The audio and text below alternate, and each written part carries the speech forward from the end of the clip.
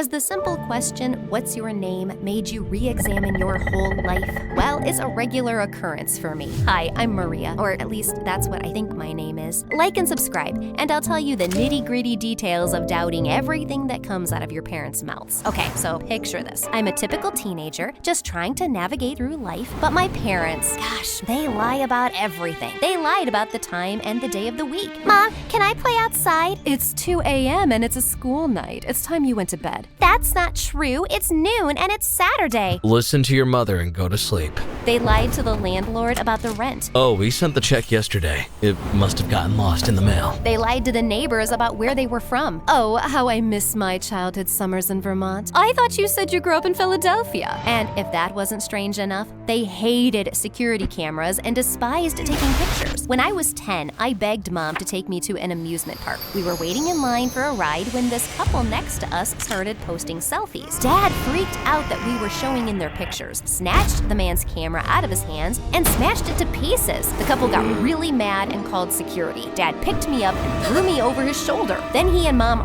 raced toward the exit. On the ride home, I was so mad. You ruined my birthday. I didn't even get to go on any rides. Those rides were lame anyway. Once every other year, we'd move for some stupid reason. I lost my job again. They said they didn't like the way I style my hair. Oh, that's a shame, honey. But they do have a point. You look like a peacock.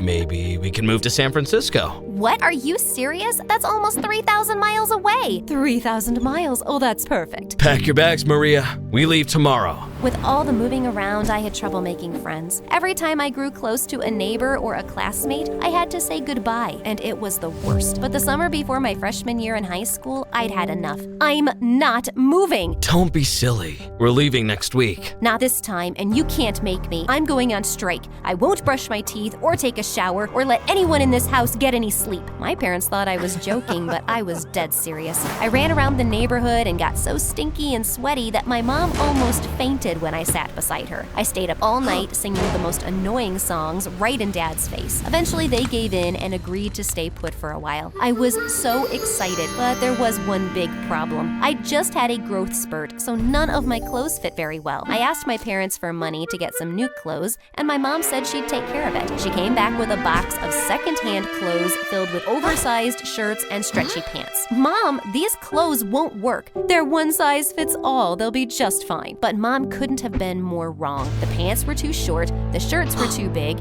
and all the kids at school laughed at me. One boy laughed so hard he fell off his chair. I was so embarrassed that I ate lunch alone in the hallway. Then this girl, dressed like she was a forest fairy, waltzed up to me. I swear I saw a baby bird peeking from under her thick wavy hair. I'm Hannah, and I can see your aura. My what now? Your celestial body. It's pink with red polka dots. I have a special gift. I can see the future and otherworldly things. No way. She waved her hands in the air like a crazy person, stared off into the distance, then pulled a watch out of her pocket and put it on her forehead. Oh yes, I understand. Who are you talking to? Shh, the timekeeper is speaking. No, she has spoken. And she told me that we are destined to be best friends forever. Hannah spread her arms and grinned at me. She gave me a huge bear hug, and to my surprise, she was right. After that day, we were inseparable. Hannah swore she was a psychic, and she loved to show off. I've had a vision. Mr. Miller will wear pants today. But Mr. Miller wears pants every day. Most of her visions and predictions were really just lucky guesses, but she swore she had a gift. One time, she told me the most outrageous thing. You see that boy over there? She pointed at Bryce, a football player and the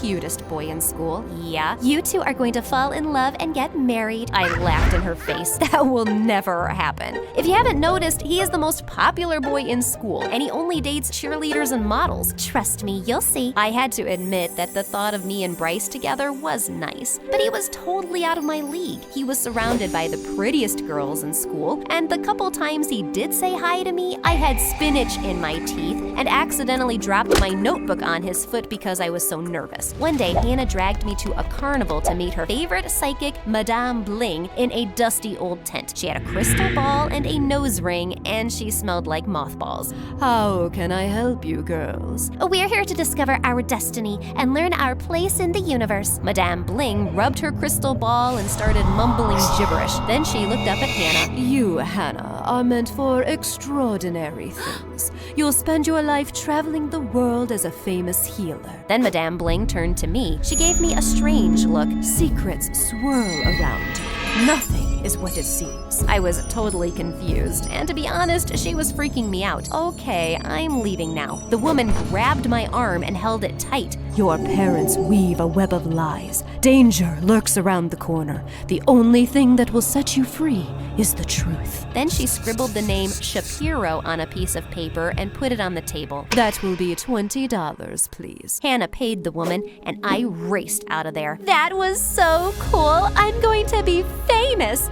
Oh, sorry about that stuff about your parents. That night I couldn't sleep. I tossed and turned as Madame Bling's warning played over and over in my mind. Sure, my parents were liars, but I never told anyone about it, not even Hannah. How could Madame Bling have known? And what did she mean about danger around the corner? The next morning, I told my parents all about Madame Bling and Shapiro, and to my surprise, they burst out laughing. This isn't a joke. They looked at me like I was crazy. Oh, sweetie. I'm sorry that old woman took your money. She's a con artist. Can't believe a word she says. We'd never lie to you. Do you think I'm some kind of idiot? You've been lying to me and everyone else for years. You're not feeling well. You should go lie down. Everything will be fine after you've had some rest. Or maybe you need a change of scenery. Let's move. Great idea. My blood boiled. I couldn't take it anymore. I stormed out the door without another word. I'd never get the truth out of them. And now they were suggesting moving again? The last thing I wanted was to leave Hannah or my new school. I had to stop them and their lies once and for all, so I asked Hannah for help. Stand back, I'll get you your answers. Hannah stood on her head and started squealing like a pig. What are you doing? It's a new technique that I just learned. I'm speaking to the earth. Hold on a sec. Hannah lost her balance, fell, and sprained her ankle. The nurse sent her home for the rest of the day. I was on my own. After school, I went to the library and searched online for the name Shapiro. I didn't want to use my laptop at home and risk having my parents finding out about this. I spent hours sifting through tons of data until I found something insane. A picture of my dad when he was younger with some big-time gangster. I clicked the photo and found a dozen articles about a huge court case where my dad was a major witness. But the weirdest thing was that Dad had a totally different name. Dad was the gangster's accountant, and the news articles said that he knew all the gangster's secrets. He made a deal with the government to testify so he wouldn't go to jail. But days before the trial, Dad went on the run. Now, Dad was a wanted man, and there was a warrant out for his arrest. I was shocked. All the lying and the moving made sense. The danger Madame Bling warned me about was real. It was dark when I left the library, and the moment I stepped on the sidewalk, I saw two strange men staring at me. I picked up pace and turned the corner, but they were still behind me. I started running as fast as I could, and then I bumped straight into Bryce. His chest was as solid as a brick wall. My heart fluttered as I looked into his dreamy eyes. Yeah, pathetic. Typical damsel in distress. So embarrassing. Hey, are you okay? Those guys, I think they're following me. Bryce took one glance at the huge men. The next thing I knew, we were surrounded. Bryce grabbed a math book I was holding and hurled it at one of the men. The book hit the man hard in the head, and he fell back onto the other guy. Bryce grabbed my hand, and we ran. We raced down the street, turned a corner, then ran inside a diner filled with people. The scary men stopped at the door. Bryce stared straight at the men. He had a big smirk on his face. Why are we just standing there? We have to keep moving. They'll catch us. Haven't you ever seen an action movie? The bad guys can't do their dirty work in public places. Too many witnesses. Bryce was right. The scary men looked at all the people, then they turned and walked away. Why were those guys after you? I don't know. I think you're lying, but that's okay. You can tell me when you're ready. I wanted to tell Bryce the truth, but I wasn't sure if I could trust him. I'd seen way too many MSA videos where the cute boy turns bad and double crosses the naive and sweet main character. Bryce walked me home, but when I got there, my parents were gone. I tried to call them, but they didn't answer. I started to panic. Something's not right. Should we call the police? My dad was a wanted man. Getting the police involved would only make things worse. I can't. Then I spotted a black SUV turn onto the street. One of the men that was chasing us was driving. Bryce pulled me into the bushes. I'll distract them while you go somewhere safe. Why are you you doing this? If we get out of this alive, I'm going to take you to see an action movie. I blushed. Really? Bryce winked at me, then ran toward the SUV waving his arms like a maniac. While Bryce distracted the men, I ran the other way and headed straight to Hannah's house, who was home alone. You look horrible, and your aura is gray with zigzag stripes. What's wrong? I told Hannah all about my parents, the scary guys, and how Bryce saved me. Bryce, you say? Yes, weren't you listening? Wow, my prediction came true. Did you kiss him? Have you fallen in love yet? Focus, Hannah. That's not important right now. My parents are missing. Then we heard a knock on the front door. We looked out of Hannah's window and saw my parents standing outside. They looked like they'd seen a ghost. I raced down the stairs as Hannah hobbled after me. I opened the door and my parents gave me the biggest hug. Oh, Maria, we were so scared. When you didn't come home, we went out looking for you. We're so happy you're safe. I pulled away. Dad, I know about Shapiro, your fake name, and that you're on the run from the government. Mom and Dad looked shocked. It's not what you think. I can explain. It's just a misunderstanding. You see, there's this man that looks just like me. No, he actually stole my identity and... I could tell Dad was lying. Just as I was about to call him out on it, I saw a black SUV parked across the street, and I gasped. What's wrong, Maria? I pointed to the men. Mom saw them and yelled, "Get inside, now!" We raced inside Hannah's house. Mom slammed the door shut and closed all the windows. Then she and Dad pushed a sofa in front of the door. Suddenly, the men started banging on the door, trying to get inside. Hannah started freaking out and put a pillow over her head. The danger is lurking. Can someone please tell me what's going on? Tell her, darling. I'm sorry, Maria. It's all true. I was Shapiro's accountant. Your mother worked for him too. She was one of his bodyguards and we fell in love. We were supposed to testify against Shapiro at his trial, but Shapiro's people found us and threatened to hurt you, so we changed our names and went on the run. What's my real name? It's Julia, but we changed it to Maria when you were 3 years old. Suddenly, glass shattered and half a dozen men burst through the back door. Mom and Dad leapt into action.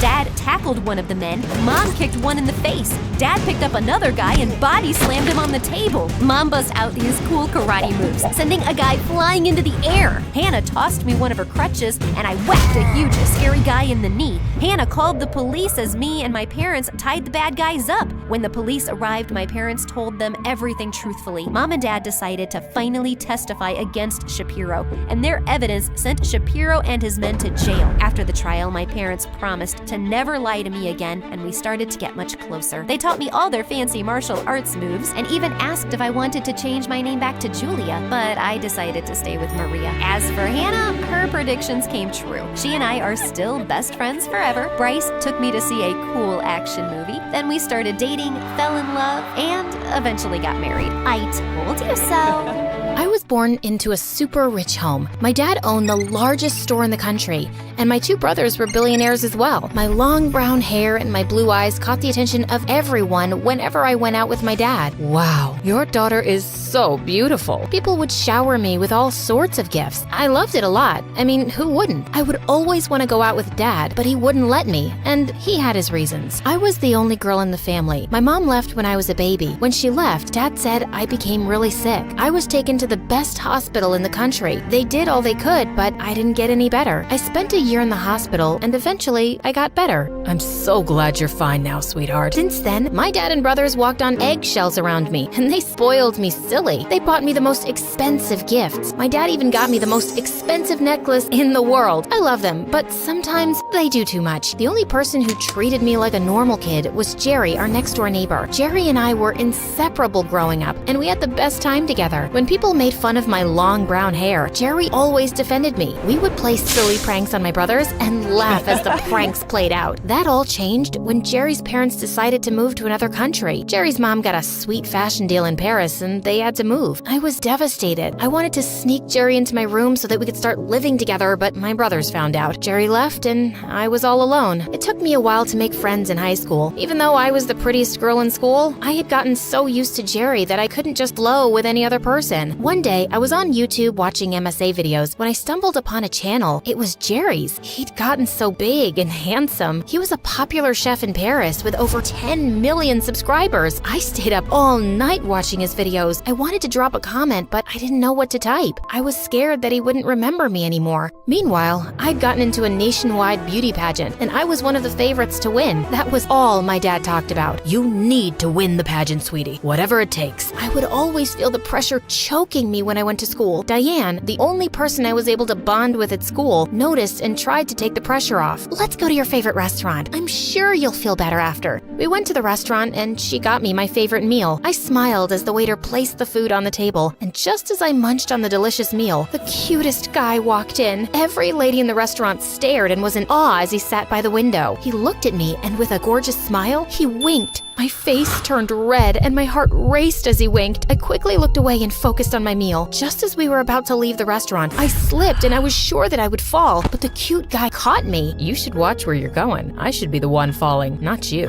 Why would you fall? I would fall for you, of course. I giggled in excitement as my face turned red. I looked at Diane, who was already dancing in the corner. I'm Brian. How have I not seen such a beautiful creature like you around here before? You didn't look closely enough.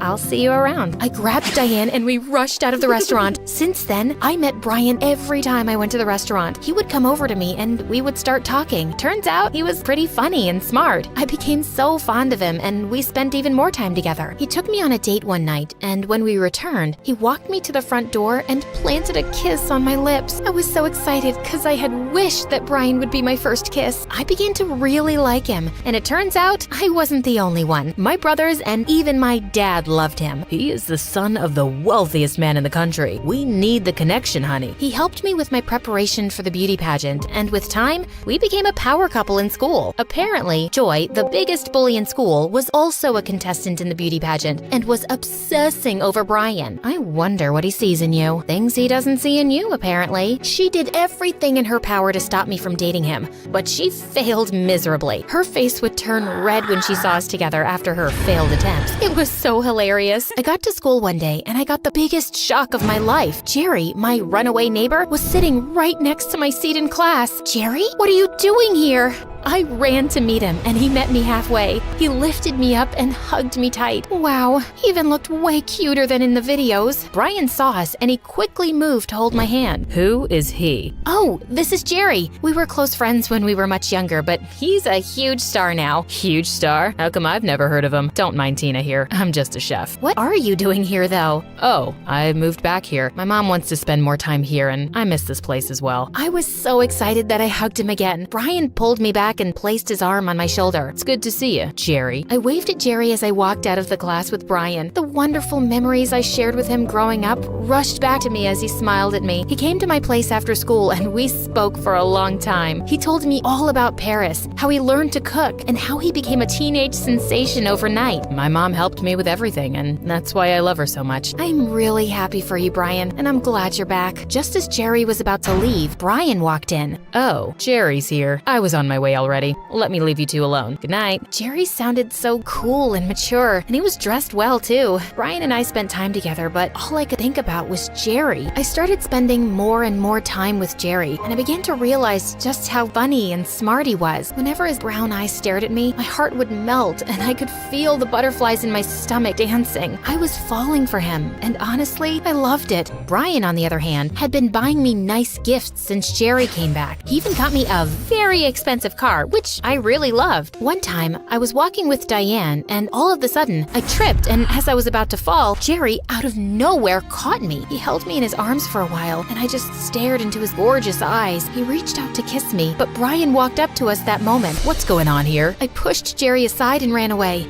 I was so confused. I didn't know what to do. The day of the beauty pageant grew closer, and I began to panic. Don't be a baby. We've practiced, and I've helped you a lot. I'm sure you'll be fine. He sounded so much like a jerk, but he was right. We had practiced so much, and I could feel the confidence building inside of me. That all crumbled when Joy, the witch, accused me of stealing. She would never do that. Yes, she did, and I have the proof. She stole my expensive necklace and hid it in her locker. I saw her when she did it. You're such a liar. Why would I steal your cheap necklace? Why don't we find out if I'm a liar or not then? Open your locker. To my biggest surprise, the necklace was placed on one of the books in my locker. How did it get there? My jaw dropped as the principal picked up the necklace. Everyone looked at me weird, including Brian. My dad and brothers were certain that when I was called into the principal's office that I couldn't steal. They had bought even more expensive necklaces for me, so why would I steal one? You are hereby disqualified from the beauty pageant, and you must serve detention for a week. I ran out of the principal's office crying. I couldn't believe it. Everyone would think I'm a thief, and they wouldn't believe me anymore. Jerry walked out of the shadows, and he came over to me. Hey, I heard what happened. Are you okay? Leave me alone, Jerry.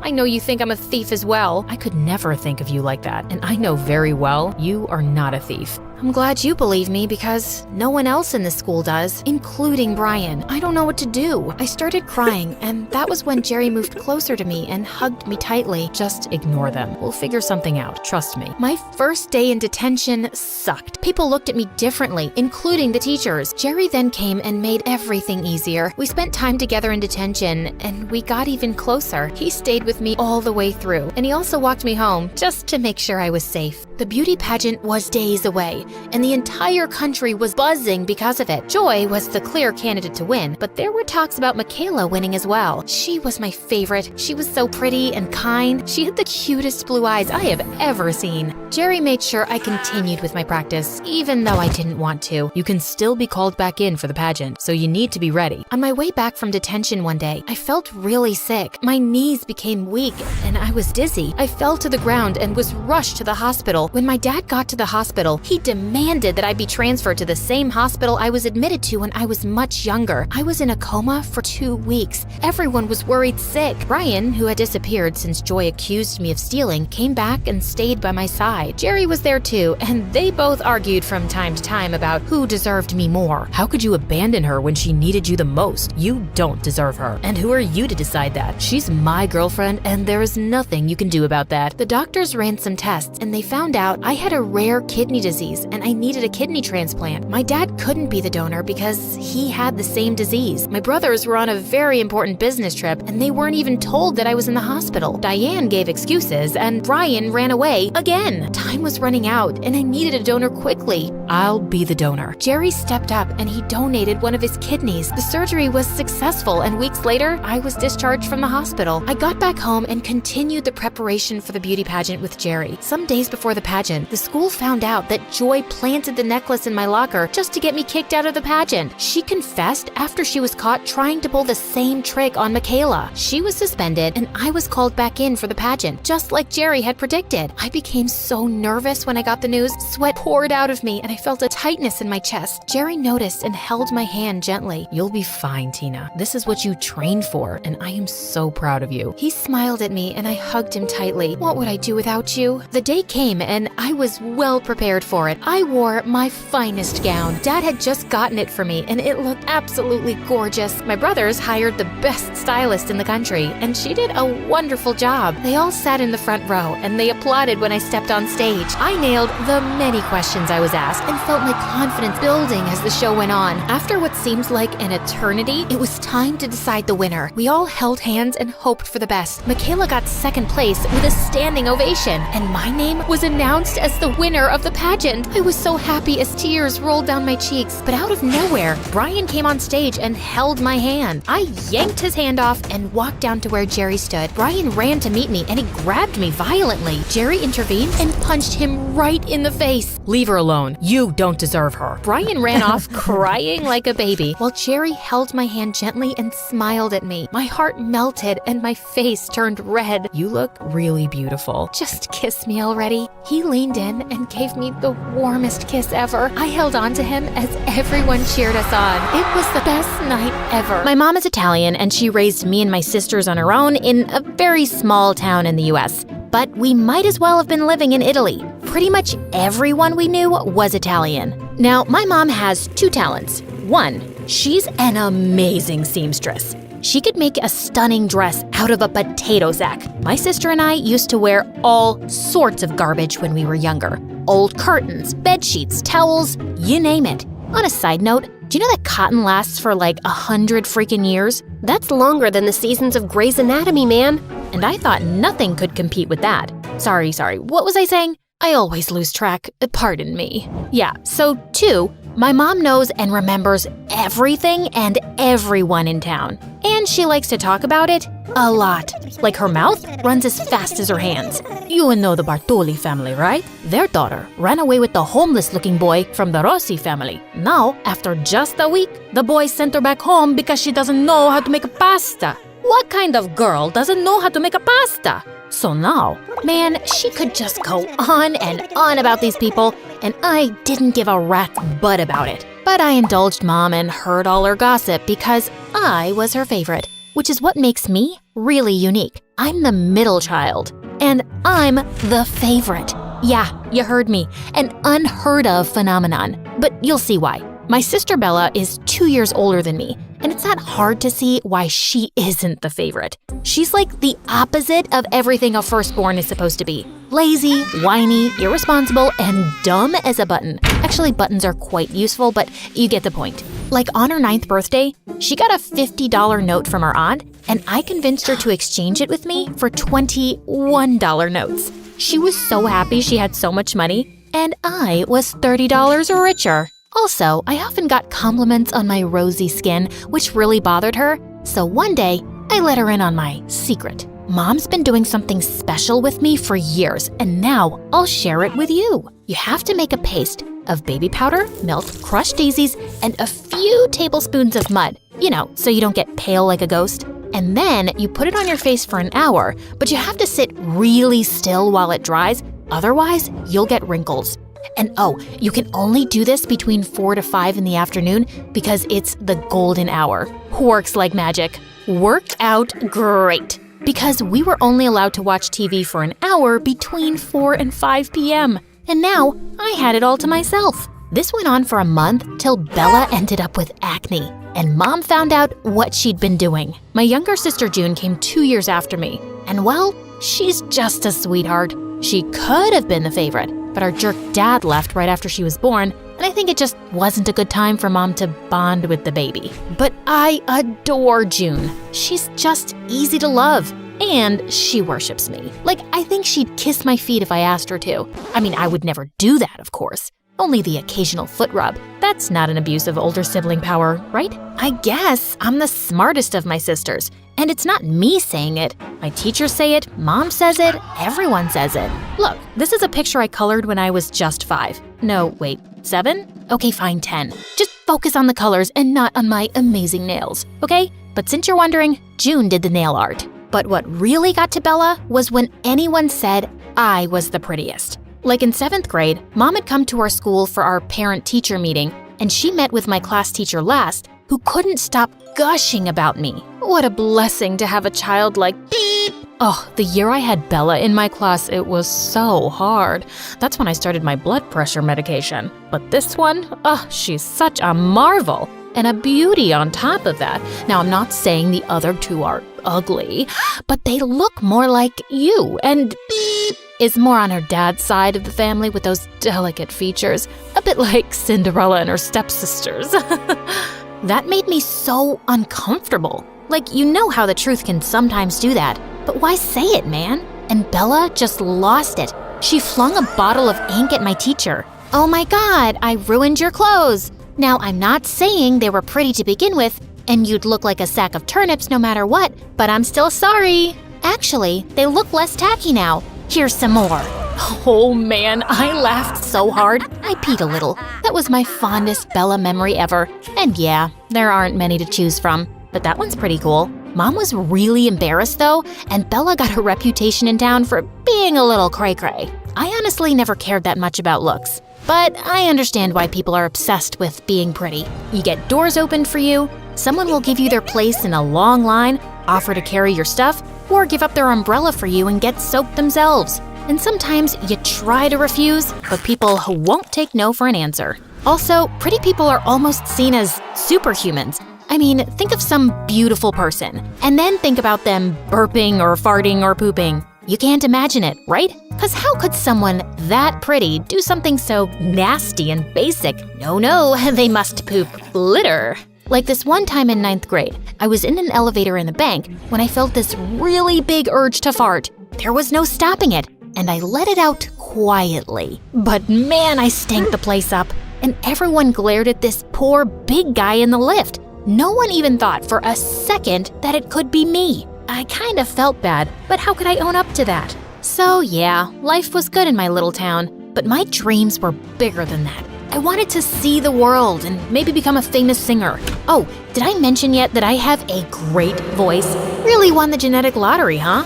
Please don't hate me, y'all. I'd sing at every school event and even participate in local talent shows or sing at some restaurants. And any money I made, I put away in my piggy bank. I was saving up to go to LA one day to be a star. But things took a wild turn in 11th grade. One day at breakfast, Mom was going through the mail when she nearly choked. Oh Lord, my prayers have been answered. Which ones? You pray a lot, Mom. Like seriously, God must be tired of you asking for so many things all the time. Will you just listen? You know our distant family friends, the Ricci family. Those really rich people? They once came to town 10 years ago and we went on a picnic with them. And that Mrs. Ricci kept trying to get my mother's lasagna recipe from me. But I told her it was going to me with my grave. And then she tried to get to the point, Mom. All right. Anyway, they have a son who's a year older than Bella. And she wrote to me saying that she wants to come and see my girls and hopefully choose one to get married to him. Isn't that amazing? Mom, this is America and it's 2022. No teenager gets married. Oh my God, it's all I ever wanted. I've always wanted to be Mrs. Richie Rich. Yes, 100 times yes. Oh, it's like I'm Cinderella. I'll never have to work a day in my life again.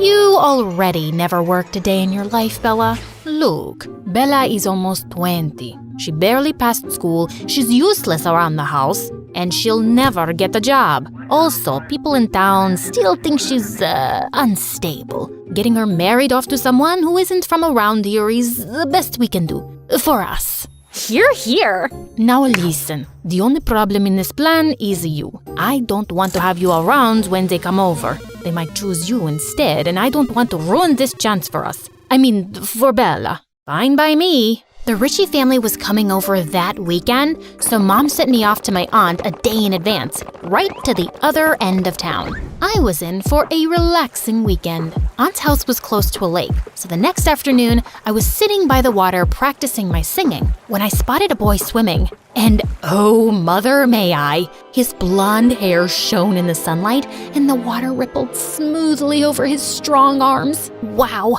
Now, don't think I'm boy crazy. I find most guys annoying, actually. And who knew? Maybe this one was annoying too. But who minds a little eye candy? It's the only candy that's good for you. But suddenly, he let out a sound I've only ever heard a cow make in labor. A jellyfish bit me! He passed out and started sinking. I swam like a graceful mermaid towards him. Man, he weighed a ton. I managed to drag him to the shore and checked his heartbeat. Yeah, he was gonna live. And up close, he did look kind of annoying. You know, those boys who are too pretty and think the universe revolves around them? Yeah, he was definitely giving off those vibes. I thought I'd wait around till he came out of his beauty nap, so I started singing one of my original songs. You wanna hear about this girl who makes jealous witches hurl? She had beauty, she had brains, there was talent in her veins. Not that everyone was dumb, but the town made her numb. What? Stay here forever, that made her feel bummed. She knew that there was more, so much more to her life than the gossip and the small talk, being a dumb man's dumb wife. It's not hard to see, the girl I'm talking about is me. So if you wanna hear the rest, pay up now, it's not for free.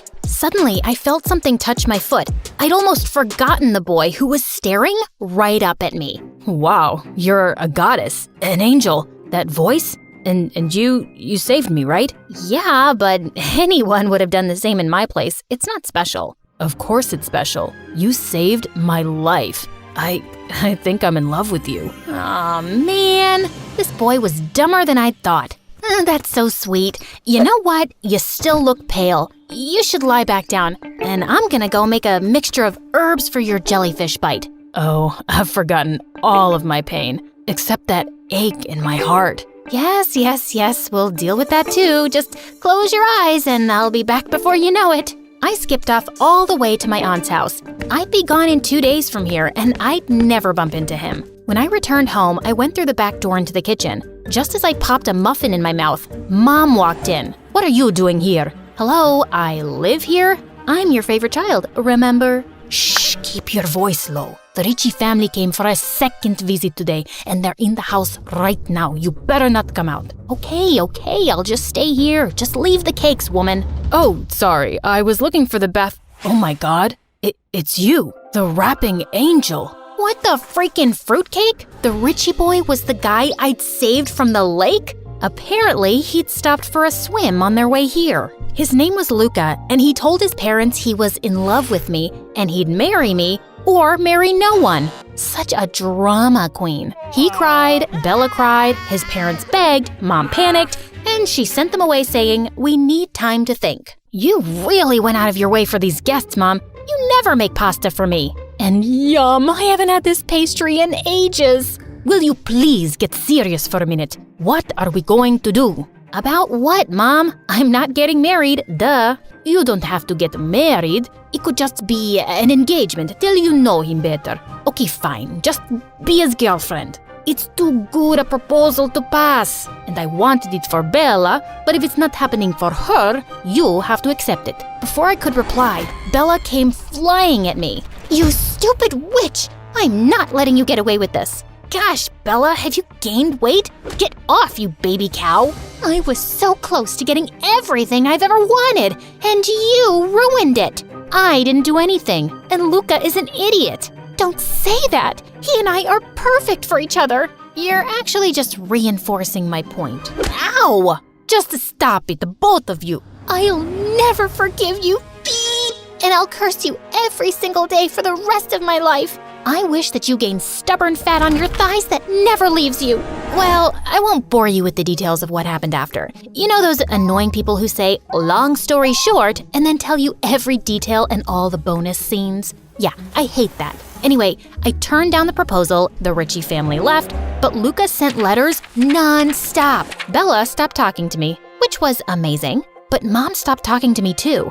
And then a month later, she got really sick. I ended up using all my savings for her treatment, and somehow, she emotionally blackmailed me into agreeing to date Luca. See, with great favoritism comes great responsibility. Mom favored me all her life, and as her perfect child, I felt the responsibility to make her happy now. Really, it's not easy being me. Of course, Bella was furious, and after she gave all my clothes to the neighborhood dogs, she started muttering things under her breath whenever she saw me. Gosh, so immature. Thankfully, Luca lived very far away and we just talked on the phone. But he called so much that eventually I made June take his calls and say, every other minute. He never knew it wasn't me. But he was supportive of all my singing dreams and said we could move anywhere I wanted to pursue them. Maybe sometimes your dreams come true in a way you didn't expect? Then one morning, I woke up with a really sore throat. I tried calling out to June for water, but my voice was gone.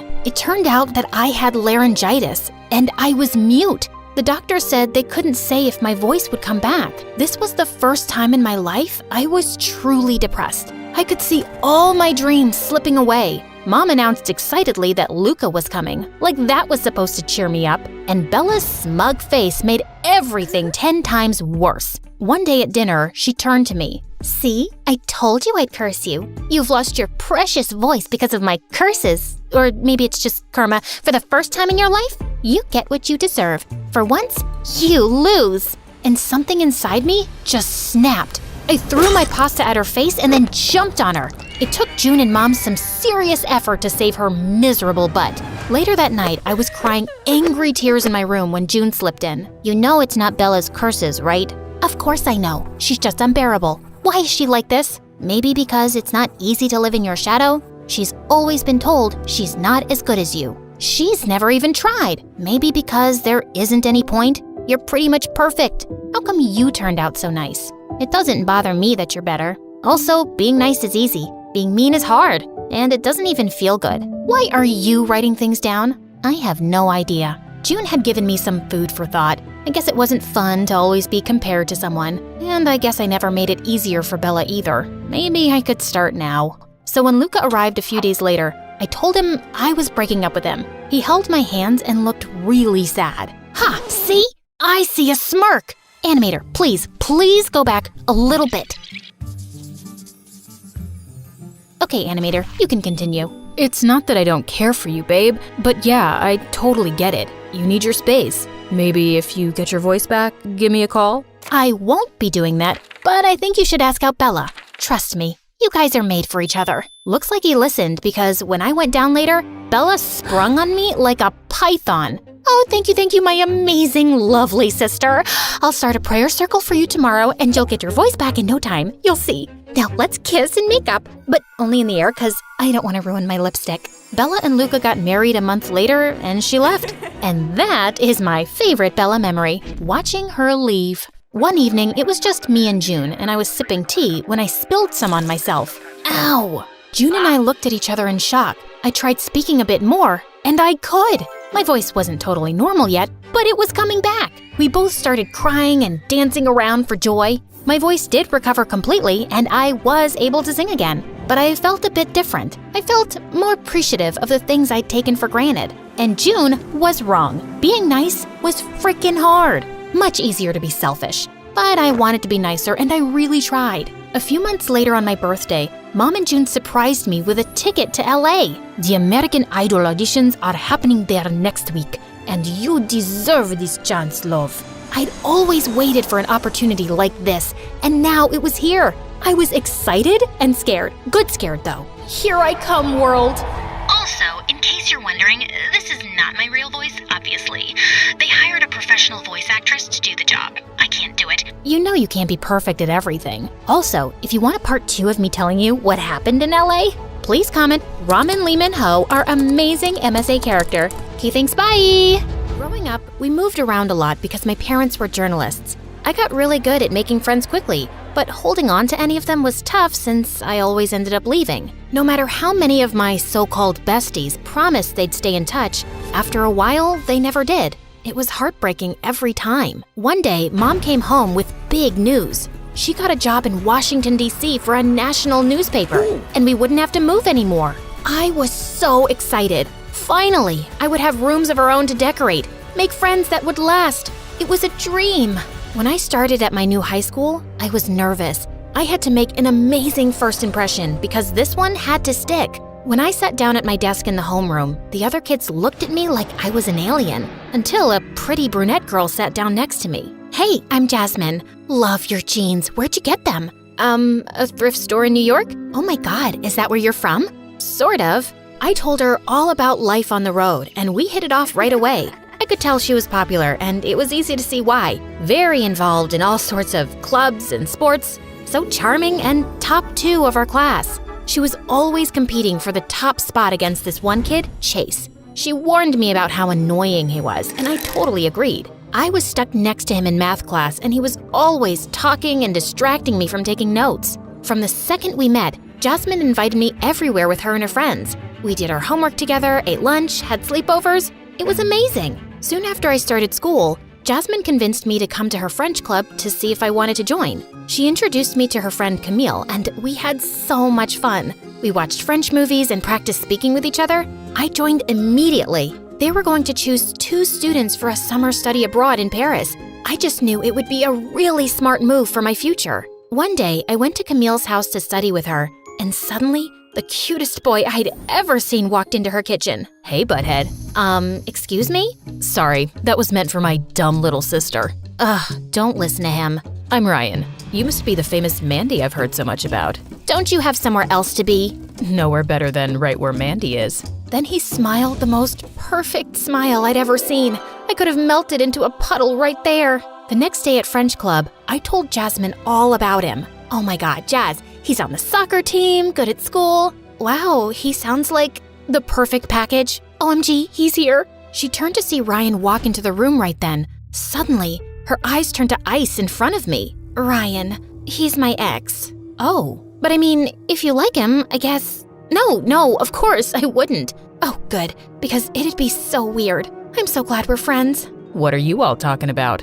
Oh, nothing. It's, nice to see you again. Since when are you in French Club? Since I found out Mandy joined. It was so awkward, I thought I'd die. Just then, Madame Delacroix clapped her hands for announcement time. For our upcoming parents' night, we will be breaking off into pairs to research and cook a classic French dish. She started grouping us, and surprise, surprise, I got paired with Ryan. For just a second, I thought I could see the ice return to Jasmine's eyes, but she blinked and it was gone.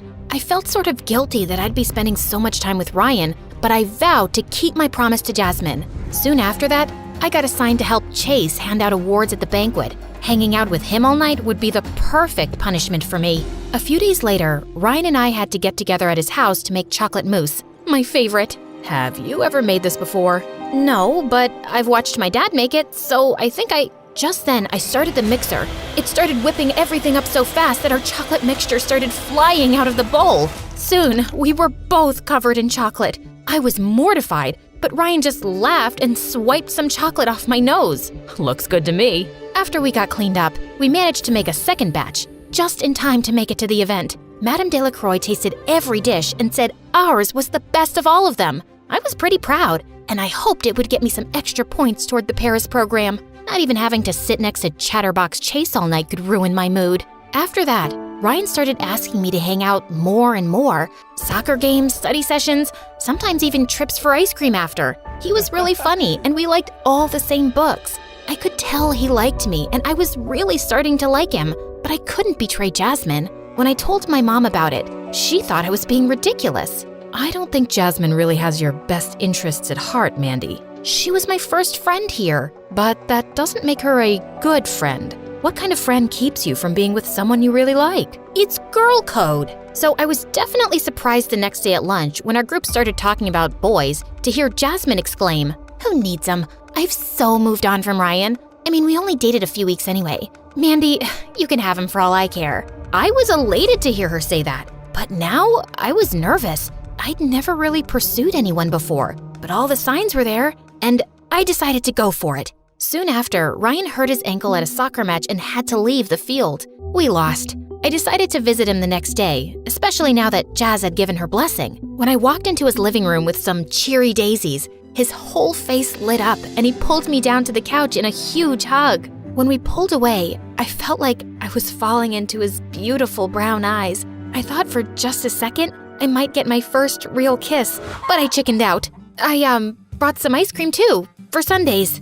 You're the best. You know that? We watched TV and ate way too much ice cream, but things felt a little different. He was texting almost constantly when he usually was always talking to me nonstop. I wondered if I had ruined things by pulling away earlier. I tried to ignore it, but when my mom came to get me, I was sort of glad to leave. For the next few days, I tried to keep my head down and work hard towards the Paris trip, but I was glad for the distraction when Jasmine announced her birthday party to the whole class. Mini golf this weekend. My birthday wish list is on all the invites. You going? Of course. Jazz is my best friend. Sure she is. Cryptic much? You're so weird. I caught up with her in the hallway after. Can I hitch a ride to your party? This will be so fun. I already have your gift. My carpool is full already. Oh, okay. But she was already halfway down the hall, leaving me in her dust. I figured she was just distracted about her party and tried not to think about her weird behavior. I texted Ryan to see if he and Camille wanted to carpool, but all I got were 3 typing bubbles in response. And then, nothing. In fact, I didn't hear anything from anyone all weekend. What was going on? On Saturday, when my mom dropped me off at mini golf, a gift in hand for Jasmine, I pasted a big smile on my face as I got out of the car. Chase waved to me and smiled. He really wasn't so annoying, maybe just a little awkward. As we walked into the party room, imagine my shock when I saw Jasmine standing there holding hands with none other than Ryan? A pit dropped to the bottom of my stomach. When she leaned over to kiss him, I thought I'd die. All I wanted to do was run home and curl up under the covers, but I couldn't. It was Jasmine's birthday, my best friend. Still, I was mortified. Everyone knew I liked him, and they had all seen us spend so much time together. Now, he wouldn't even look at me. As everyone started pairing off and heading to the golf course, I realized I didn't have a partner. Blinking back tears, I suddenly felt a warm hand on my shoulder. Hey, let's pair up for a round? Sure. Chase and I played through, and even though I had a pit in my stomach, we actually had a lot of fun. He was pretty good, and even when I kept missing my shots, he'd sneak over to nudge it in with his foot and pretend he hadn't. When we went inside for Jasmine's cake, I tried to put on a brave face, but when Ryan leaned over to help her blow out her birthday candles, and Jasmine turned to smile at me with a gleam in her eye like nothing was wrong, I knew I had to leave. I snuck out to the bathroom to call my mom to get me, and as soon as I got into her car, I burst into tears and cried all the way home. And even though Chase texted me to check on me, and Camille did too, the one person who I actually thought would worry enough to reach out never did. I didn't hear from Jasmine until Monday in homeroom. Mandy, why'd you leave my party? The cake was so good. Why did I leave? Jasmine, what? You have to know why I left. I don't know what you're talking about. You knew I liked Ryan. You told me you'd moved on. And all of a sudden you show up with him without telling me? How can you be mad? He was my boyfriend. Your ex-boyfriend that you said I could pursue. Why tell me that if you wanted him back all along? See, this is why we kept it quiet. We knew you'd be upset. What? We got back together the day he got hurt at his soccer match. He wanted to tell you, but we all knew you'd just be upset. So you've just been lying to me for weeks? All of you? Jazz, how am I supposed to trust anything any of you say? All's fair in love and war. And with that, she flipped her hair over her shoulder and switched desks. I was devastated. My first real friend, and everything had gotten so messed up. What had I missed? When I saw Ryan walking home from school, I sped up to catch him. What the heck, Ryan? I thought we liked each other. And then you show up like that with Jasmine and totally blindside me? I didn't know you liked me. Oh, come on. The ice cream, the flowers. You knew I liked you. There have been several moments, and I didn't just imagine that you liked me too. I did, but you never said anything. Well, neither did you. And then when Jasmine came to me after I got hurt, saying that she wanted to get back together, why would I turn her down when I wasn't even the one to break up with her? Like me, don't like me, fine. But you could have had the decency to say something before just showing up like that and humiliating me. I deserve better than that. I tried to put on a brave face at school. After all, hadn't I been a lone wolf for my whole life? But I'd gotten so used to having a friend at school that I suddenly felt the absence. Luckily, Chase came to sit by me the first time he saw me sitting alone at lunch. I couldn't see why I'd hated him so much for so long, other than the fact that Jasmine didn't like him. He was so sweet and really smart. Even though I avoided Jasmine and Ryan at all costs, I refused to quit French Club. As the weather got nicer, Chase tried to get me to come out to soccer games, parties, concerts,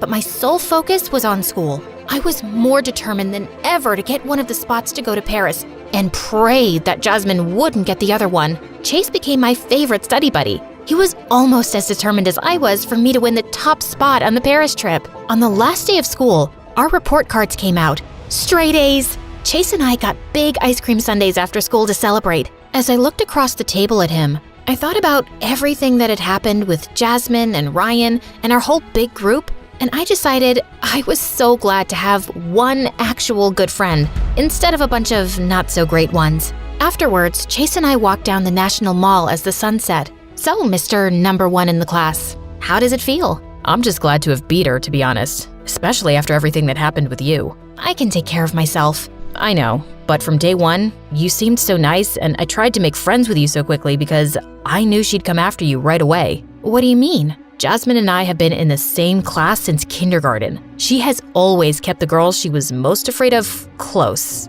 You know, keep your friends close and your enemies closer. But I was never her enemy. She's always been afraid of the smart, pretty girls in our grade. Even if you don't see it, trust me, to her, you were a threat. Wow, I had no idea. But if I had to go through all that to become friends with you, it was worth it. Suddenly, my phone rang. It was Madame Delacroix. Hello? Mandy, I'm pleased to inform you that you have been selected for this summer's study abroad in Paris. Pack your bags, mademoiselle. I am so proud. Oh, wow, thank you so much. Merci beaucoup.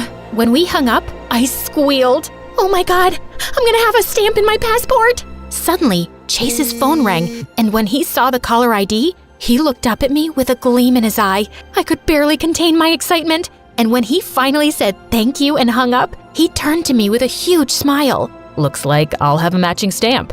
Paris? Together? I threw my arms around him, overjoyed to be off on a big adventure with my first real friend. My mom owned a huge chain of hotels, and I was the sole heiress to the business empire. Our family name was well known already, but I'd really made us famous. Teen heiress seen kissing alleged gangster? Spoiled princess seen at archaeological site closed off for public? Princess Bianca announces to pay any amount to straighten the Leaning Tower of Pisa. Oh, each headline is worse than the one before. Alleged gangster mom. We broke up. And you know my keen interest in history. I had to see that site. And come on, am I the only one annoyed by that Leaning Tower? When will you ever get serious, Bianca? I have a private jet to catch, but we're not done with this conversation. Yes, go to your meeting, Mom. You didn't even remember to wish me a happy birthday, but I was still celebrating in style. I was having a huge birthday party at the newest club in town, but my night was ruined when I saw an uninvited guest, Travis, and he was approaching me and my BFF Carmen, as if he was God's gift to women, despite that scary face. Hey, sugar lips, wanna dance? Aren't you supposed to hate me for making you look like Frankenstein? What's love without a little pain? And I adore your feistiness. He was all over me the whole night. Eventually, I had to make Carmen distract him and try to escape, but he noticed and followed me like a madman. I'm not done with you, my love. I turned around a corner and opened a VIP door at the end of the hallway. There were some men in suits playing poker, and they all turned to me like I was an alien. Oopsie, wrong room. Thought it was the toilet. But may I say, sir, your jacket is really cool. Very vintage 90s. Michael Jackson kind of vibe. Okay, I won't bother you guys. May the best man win. Bye. Travis was nowhere to be seen, so I took the chance to finally leave the club. But of course, I couldn't avoid him at school, and he was being such a nuisance that eventually I got a restraining order against him. My life was finally peaceful, till a few days later when Carmen told me that her cousin from the village would be joining our school. Since when do you have a cousin? Ever since he was born? You never told me about him. I love to collect snake skins and samurai swords in my basement. I didn't tell you about those either. What? Friends should share everything. I think some secrets are good. Oh my god, my cousin's here. I turned to this guy who was walking towards us like he was the king of the underworld. Judging by his walk, he knew he was a fine specimen of the male species. But suddenly, he tripped over nothing and fell into the fountain nearby. And then he immediately got up like nothing happened. I felt like I was watching a comic cartoon strip. Are you sure he's not some hot model you paid to act as your clumsy cousin? Nice way to say that he's hot and adorable. He then spun her around like she was a cotton ball. Carmen, my favorite girl. I missed you so much. The guy turned to me and I was stunned. He was even more handsome up close and also really familiar. You must be Bianca, Carmen's best friend. I'm Slater. Nice to finally meet you. Did you just curtsy? And have we met before? No. Is this how city people greet each other? Excuse us a moment. Carmen pulled me out of Slater's earshot. What you doing? Talking to my best friend's cousin? Why does that require you to bring your face so close to his? I just thought he looked really familiar. What's your problem? I just think you're finding an excuse to flirt with him. Now listen up, Bianca. You're never serious about any boy, and you just play with their feelings and dump them. And you're not allowed to do that to my cousin. He's not even my type. Relax. Just don't get involved with him that way, or it's friendship over. Understood? Loud and clear, ma'am. Since then, the three of us started hanging out together, and I was having a hard time believing someone like Slater existed. Sheer perfection on the outside, but with the poorest balance a human could possibly have. He tripped, slipped, and stumbled everywhere. He even got a black eye while tying his shoelaces. But one night, while I was admiring one of the paintings at home, it hit me like a bolt of lightning. I remembered where I'd seen Slater before. You gotta trust me, Carmen. Your cousin's up to something shady. Mom and I attended this art exhibition downtown last month, and Slater was there. He was one of the artists. We even bought a painting from him. Only his hair and eye color was different, but it was him, and he wasn't clumsy. He must have been a look-alike. Slater has lived in the village his entire life and just got here last week, and he can't even draw a circle, trust me. I even showed Slater's picture to Mom, and she said it's him too. Now she's contacted the artist to buy more of his work, and he's coming soon, and I'll finally know the truth. You just need to give yourself something to be excited about. Do what you want, but you're wrong. A couple of days later, the artist called Mom to say that he had to go out of town and he'd come to meet her next month. How convenient. I decided not to say anything to Slater and try to get to the bottom of his secret identity. He was always hovering around me and Carmen like an annoying fly. He was sure to slip up at some point. I'd be watching him. But one day, I was spying on him at the gym, and after seeing him miss the 100th basket, I got really bored. I decided to skip the rest of school that day to get a manicure. As I was walking to my car, a van suddenly stopped next next to me. Good day, child. Would you please buy some apples from me? I run an orphanage and I'd like to get some toys for the children. Sure thing. Just give me a basket and I'll give you $100,000. I was about to take the basket from her when Slater suddenly popped out of nowhere and crashed into me. Hey, you. Who do you work for? Show me your ID. The poor lady looked terrified and just drove away. What the heck was that? Didn't your parents ever tell you not to take candy from strangers? What if she was trying to poison you? Dude, those are apples, not candy. And who am I? Snow White? And that cute granny is trying to poison me because I'm the fairest girl in all the land. This isn't funny. You don't know how dangerous some situations can be. Oh, please. I swam with sharks last year and jumped off a hot air balloon when it malfunctioned. I laugh in the face of danger. And that lady just wasn't dangerous. I know you're from the village and probably think everyone in the city's evil, but please stop being a weirdo. But Slater just got weirder. Like another time, the three of us were at a restaurant, and as soon as the waiter served our order, he started sniffing mine. If you wanted me to completely lose my appetite, you succeeded. What's wrong with you? He also started sniffing his food and Carmen's. That's how we do it in the village. The first whiff of food tells you everything you need to know. About what exactly? About how organically the food was grown, if the farmer sang to his crops and cows. I ordered a giant brownie sundae with whipped cream and sprinkles. Are you insane? Just give me that. Just then, there was a loud crashing sound next to us, and Slater jumped towards me and brought me down to the floor, covering me like a human shield. He was looking down at me, and I was a little breathless. And then, I saw everyone else staring at us like we were mental. Apparently, a waiter had just dropped a tray full of glasses. Oh, my bad. I thought it was a gunshot and maybe some robbers had come in. I just acted on instinct. Wait, let me get this straight. So you thought it was a dangerous situation and your first instinct was to save Bianca? Hello, what about me? Your own flesh and blood? Slater muttered some apologies while Carmen kept scolding him, even if he was crazy. It was really sweet how he tried to protect me. One weekend, Carmen told me that the cheer captain was throwing a party, just for the cheerleaders and all the boys. I felt curious to see how Slater would act at parties with other girls, so I dashed over to the venue and spied from the bushes. But I couldn't spot him anywhere. I knew how girls looked at him. He was probably surrounded by the cheerleaders. Well, what did I care? I took this opportunity to practice my amazing singing. I can buy myself flowers, write my name in the sand, talk to myself for hours, say things you don't understand. Suddenly, I heard a sound right behind me. Slater, what are you doing here? Same question for you. I came here to sing flowers, 'cause you know, there are flowers here, duh. What about you? It's too loud inside, and everyone was acting wild. It was scaring me. Just then, a huge bug came flying at our faces, and Slater tried to smack it away, but he ended up slapping me instead. Oh my god, I'm so sorry. My hand is so stupid. Bad hand. Gosh, Slater, why are you so freaking clumsy?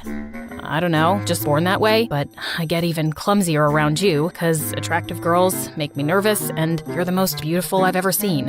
What do you mean? You know what I mean, Bianca. It suddenly hit me. He was attracted to me, and that could make things complicated. I had to avoid him from now on before Carmen could misinterpret things and unfriend me. But the very next day, I caught him in the janitor's closet with his butt stuck in a mop bucket. Jesus, what have you done this time? Can you just help me, please? I think I got a cramp. As I pulled him up, our lips accidentally touched, and my tummy fluttered. Just then, someone gasped from the door. Carmen! Girl, it's not what you think. I followed her to an empty classroom and tried to explain. I swear, there's nothing romantic going on between us. He's too dumb and clumsy for me, and I'm certain he's a liar. Excuse me? That's my cousin you're insulting. And you say these things, but I feel like you're attracted to him. Just don't get attached to him, okay? He's not right for you. Of course, duh. I already knew that, but I was a bit bothered by what Carmen said. Why did she think he wasn't right for me? A few days later, I was practicing archery alone when suddenly an arrow came flying from somewhere and almost hit me. I turned around and saw someone behind a tree. I dashed over and found Slater. What are you doing here? Trying to kill me now? No, what? What just happened? You happened, Slater. You nearly sent an arrow straight into me. You're a hazard to society. Oh God, I'm so sorry.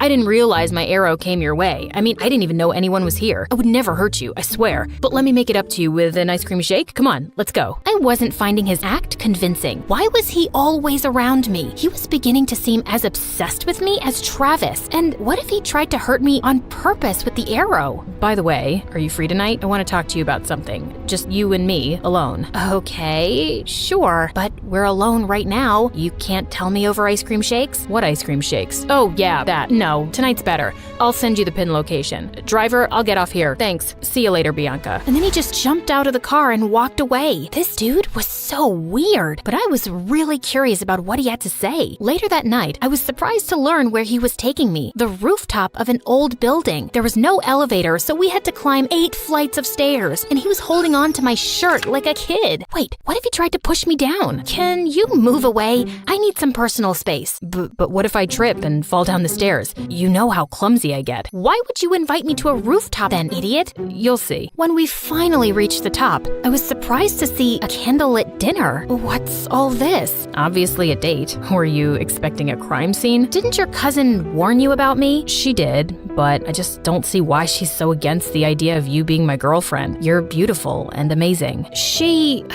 was trying to protect you because I have a history of not being good with relationships. May I know why? And before I knew it, I just found myself opening up. Growing up, I saw how my dad broke my mom's heart and left her for another woman. Since then, mom's not even the same person. She just buries herself in work. And dad kind of broke my heart too. Leaving like that, I'm just afraid to let anyone come close. I know that you don't trust me, but I hope that someday you will, and I'll get to know you better. I feel like you're someone worth knowing. He looked at me earnestly and then started leaning in. I found myself closing my eyes, and when his lips touched mine, I felt something electric. Wait, that was a mistake, Slater. I care a lot about my friendship with Carmen. I can't. Okay, I understand. But later that night, all I could think about was Slater and that kiss. Maybe I could talk to Carmen and she'd come around, but I still couldn't shake off the idea that Slater was lying about himself. As luck would have it, Mom told me the next day that the artist was back in town and he was displaying his work at a gallery that night. Well, Slater wasn't going to be the only one in disguise. I went dressed up as someone completely different, and I was thrilled to see him. He might have a different style, but I was certain it was Slater. And as I was walking past him, I accidentally tripped and fell forward, scraping his arm with my pen. I'm so sorry. I'm not very good with the walking. Clumsy, like you people say. Oh, it bleeds. It's fine, miss. I'm okay. Excuse me. I need to use the bathroom. And the next day at school, Slater was wearing a full-sleeved shirt, just like I'd expected. So I spilled my juice all over him. Oh my God, you're wet. You'll have to change your shirt. It's fine. It'll dry up. No, you'll get sick. I won't. I'm as strong as a cow. I tried a few more tricks, but he was able to avoid all of them. I guess I just had to do it by force. After our classes, I followed him outside school, and just as I was ready to jump on him from behind, he turned around and pinned me to the wall. Bianca, why were you trying to attack me? How did you know, Spider-Man? And all I wanted to do was this. I pulled up his sleeve, and sure enough, he had a long cut on his arm. Ha! So you're really that artist. I've exposed you, you big fat... Suddenly, there was a growl behind me. I turned to see 2 guys holding 2 rabid dogs and pointing at us. Bianca, just run. Slater grabbed my hand, and we ran like crazy from the dogs. After sprinting down several blocks, he pulled me into an old building, and we ran up the stairs. We climbed all the way to the rooftop, and we could hear those guys behind us. Okay, there's no other choice. We gotta jump. Excuse me? I must have heard you wrong. And what is going on? Questions later. And what's the matter? I thought you laughed in the face of danger. Haha. Now is not the time to be sarcastic. Just hold on to me and you'll be fine. Do you trust me? Of course I don't trust you. You're the clumsiest idiot I've ever met. Listen, Bianca, I'm not who you really think I am. I just need you to trust me right now, okay? I won't let anything happen to you. I promise. My instincts told me to trust him, and I did. And what happened next was the most thrilling thing ever. We went flying through the air, then landed straight in a garbage dump. Ew, fish heads. Come on, this isn't over yet. I needed answers about why I was currently running a marathon with my BFF's mystery cousin around the city. Slater, why are these people after us? Listen, something happened. He didn't get to finish because the gangsters finally cornered us.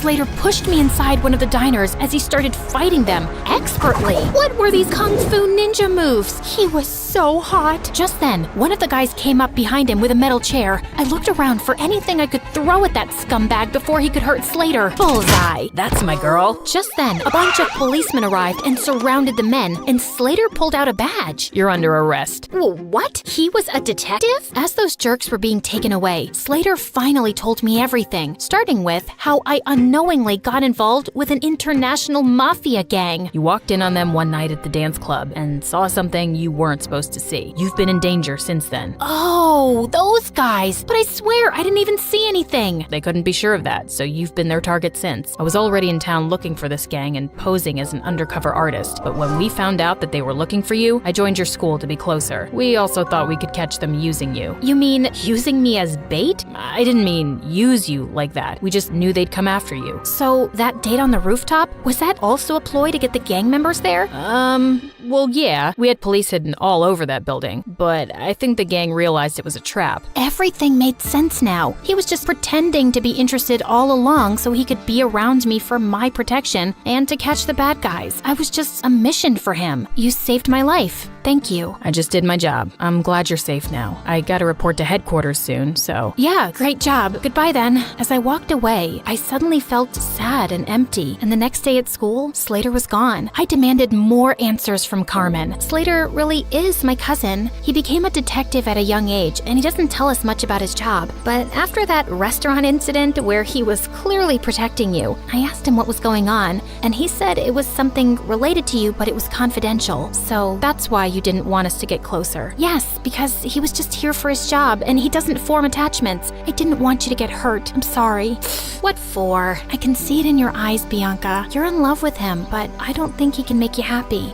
Oh, please. I've told you, I'll never fall in love with anyone, if you say so. Over the next few days, I tried my best to get back to normal, but I couldn't get Slater out of my mind. Even Mom noticed something was up with me. Haven't seen any crazy headlines lately. No new adventures? Yeah, it's been kinda quiet, but I did make one stupid mistake, falling in love. Mom sat down beside me and then pulled me into an awkward hug. Sweetie, I know you've been affected by what your dad did, but don't close your heart off. Falling in love isn't stupid, and you'll find the right guy one day, and it'll be amazing. Trust me. Mom decided to take some time off work, and we planned a vacation together. But just as I was leaving for the airport, I heard a loud crash from the main hall and saw Slater had pinned Travis to the ground. Slater? Travis? What are you both doing here? Bianca, my cream puff, I couldn't go on any longer without seeing you.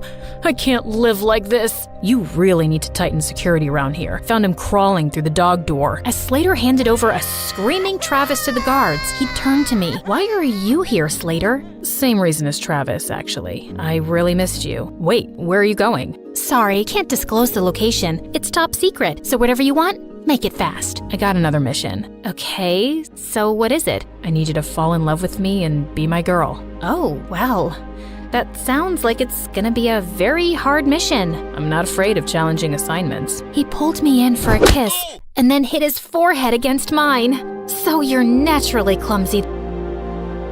Growing up, people often said I looked like a delicate princess with a monkey's personality. I was a restless kid who was always jumping and climbing high places. And as a teenager, I got into parkour. One day, there was a parkour competition in my neighborhood, and I felt a rush of adrenaline as I bounded up the side of a wall, leapt onto a tree branch, and then jumped onto a railing. People were filming my moves. Just then, I spotted this guy in the crowd who clearly wasn't from around here, and he was watching me. As I landed a tricky flip, I glanced over, and his smile made my heart race. Wow, that was impressive. I've never seen a girl do things like that before. Oh, I'm sure the girls you know can only walk down a runway. That's true, which is why I'm so intrigued by you. My dad owns a sportswear company, among other businesses, and you'd be a great face for it. Your face is great. Are you making me a modeling offer? It turns out he was, and an offer I couldn't refuse. The money could help my family so much, and before I knew it, my whole life flipped upside down. Malcolm was the mayor's son, and after he launched my modeling career, so many brands wanted to work with me. I was grateful for the opportunities, but in a matter of months, I'd turned into someone I barely recognized, and Malcolm eventually became my boyfriend. He was obsessed with sports cars and racing, and I was soon attending his competitions and getting to know his friends and family. People always told us how good we looked together, but even after 2 years, I felt a little out of place in Malcolm's world, and I never got used to the bodyguards around. The last one, Felix, wasn't much older than us, but I'd never met someone unfriendlier. I tried all kinds of smiles, got him coffee, even brought him mom's pie once, but not a muscle twitched in that poker face. Psst, Felix, my zip is open. Can you help me? It's not my job to help you dress, ma'am. You can't pull up my zipper? You want me to go out like this in front of all these people? I don't see how that's my concern, ma'am. Such a jerk. I had no choice but to go like that when suddenly Felix pulled me back and zipped me up, then literally pushed me away. Weirdo. A few days later, I was having a date with Malcolm and Felix, and Malcolm seemed preoccupied. Is everything okay, babe? Yeah, fine. Just business stuff. Nothing to worry your pretty little head about. Wait, you ordered a beef burger with extra fries? Yeah? Waiter, please take this away and bring a salad. But I don't want a salad. I used a bunch of contacts to get you that Prada contract. You need to watch your waistline before the shoot. Listen, there is something I want to talk to you about. I'm moving to Europe next month to compete in tournaments there, and I want you to come with me. What? But my life's here, and my family, plus I'm starting college soon. You don't need stupid college. Your beauty alone can make you richer. Just focus on that. And, well,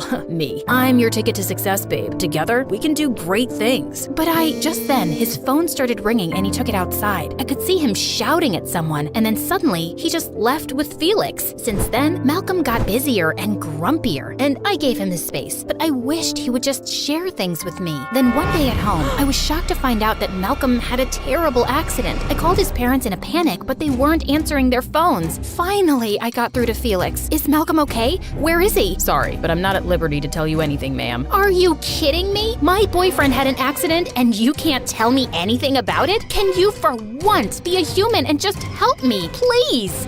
Fine, I'll pick you up. He refused to answer my questions as he drove me to a hospital at the other end of town. When I entered the room, my heart sank seeing someone in a coma who wasn't Malcolm. Why are you messing with me right now? That's not him. Look closer. That's when I realized that he kinda looked like Malcolm. If Malcolm had red hair, a huge mole on his cheek, and a beard, this can't be him. This is a body double, right? It's him, and his appearance has been changed for safety reasons. We're not sure if the accident was really an accident. That's all I can say. Now let's go. He called an Uber and sent me off, and I could barely process everything. My boyfriend was in a coma? That dude on the bed was my boyfriend? And what safety reasons? The next day when I went to the hospital, Malcolm wasn't there and apparently never had been. What are you saying? He was here yesterday. Room 209? The last room in this hospital is 208. Can you please leave now? As I walked out dazed, I checked my phone and came across the mayor releasing a statement that Malcolm had only suffered minor injuries and was recovering nicely. Minor? Yesterday he was in a freaking coma. I went straight to Malcolm's mansion for answers, but his parents wouldn't let me in. Why would we let you visit our son? We don't even know you. Huh? It's me, Serena, his girlfriend? I think you're hallucinating, young lady. Sir,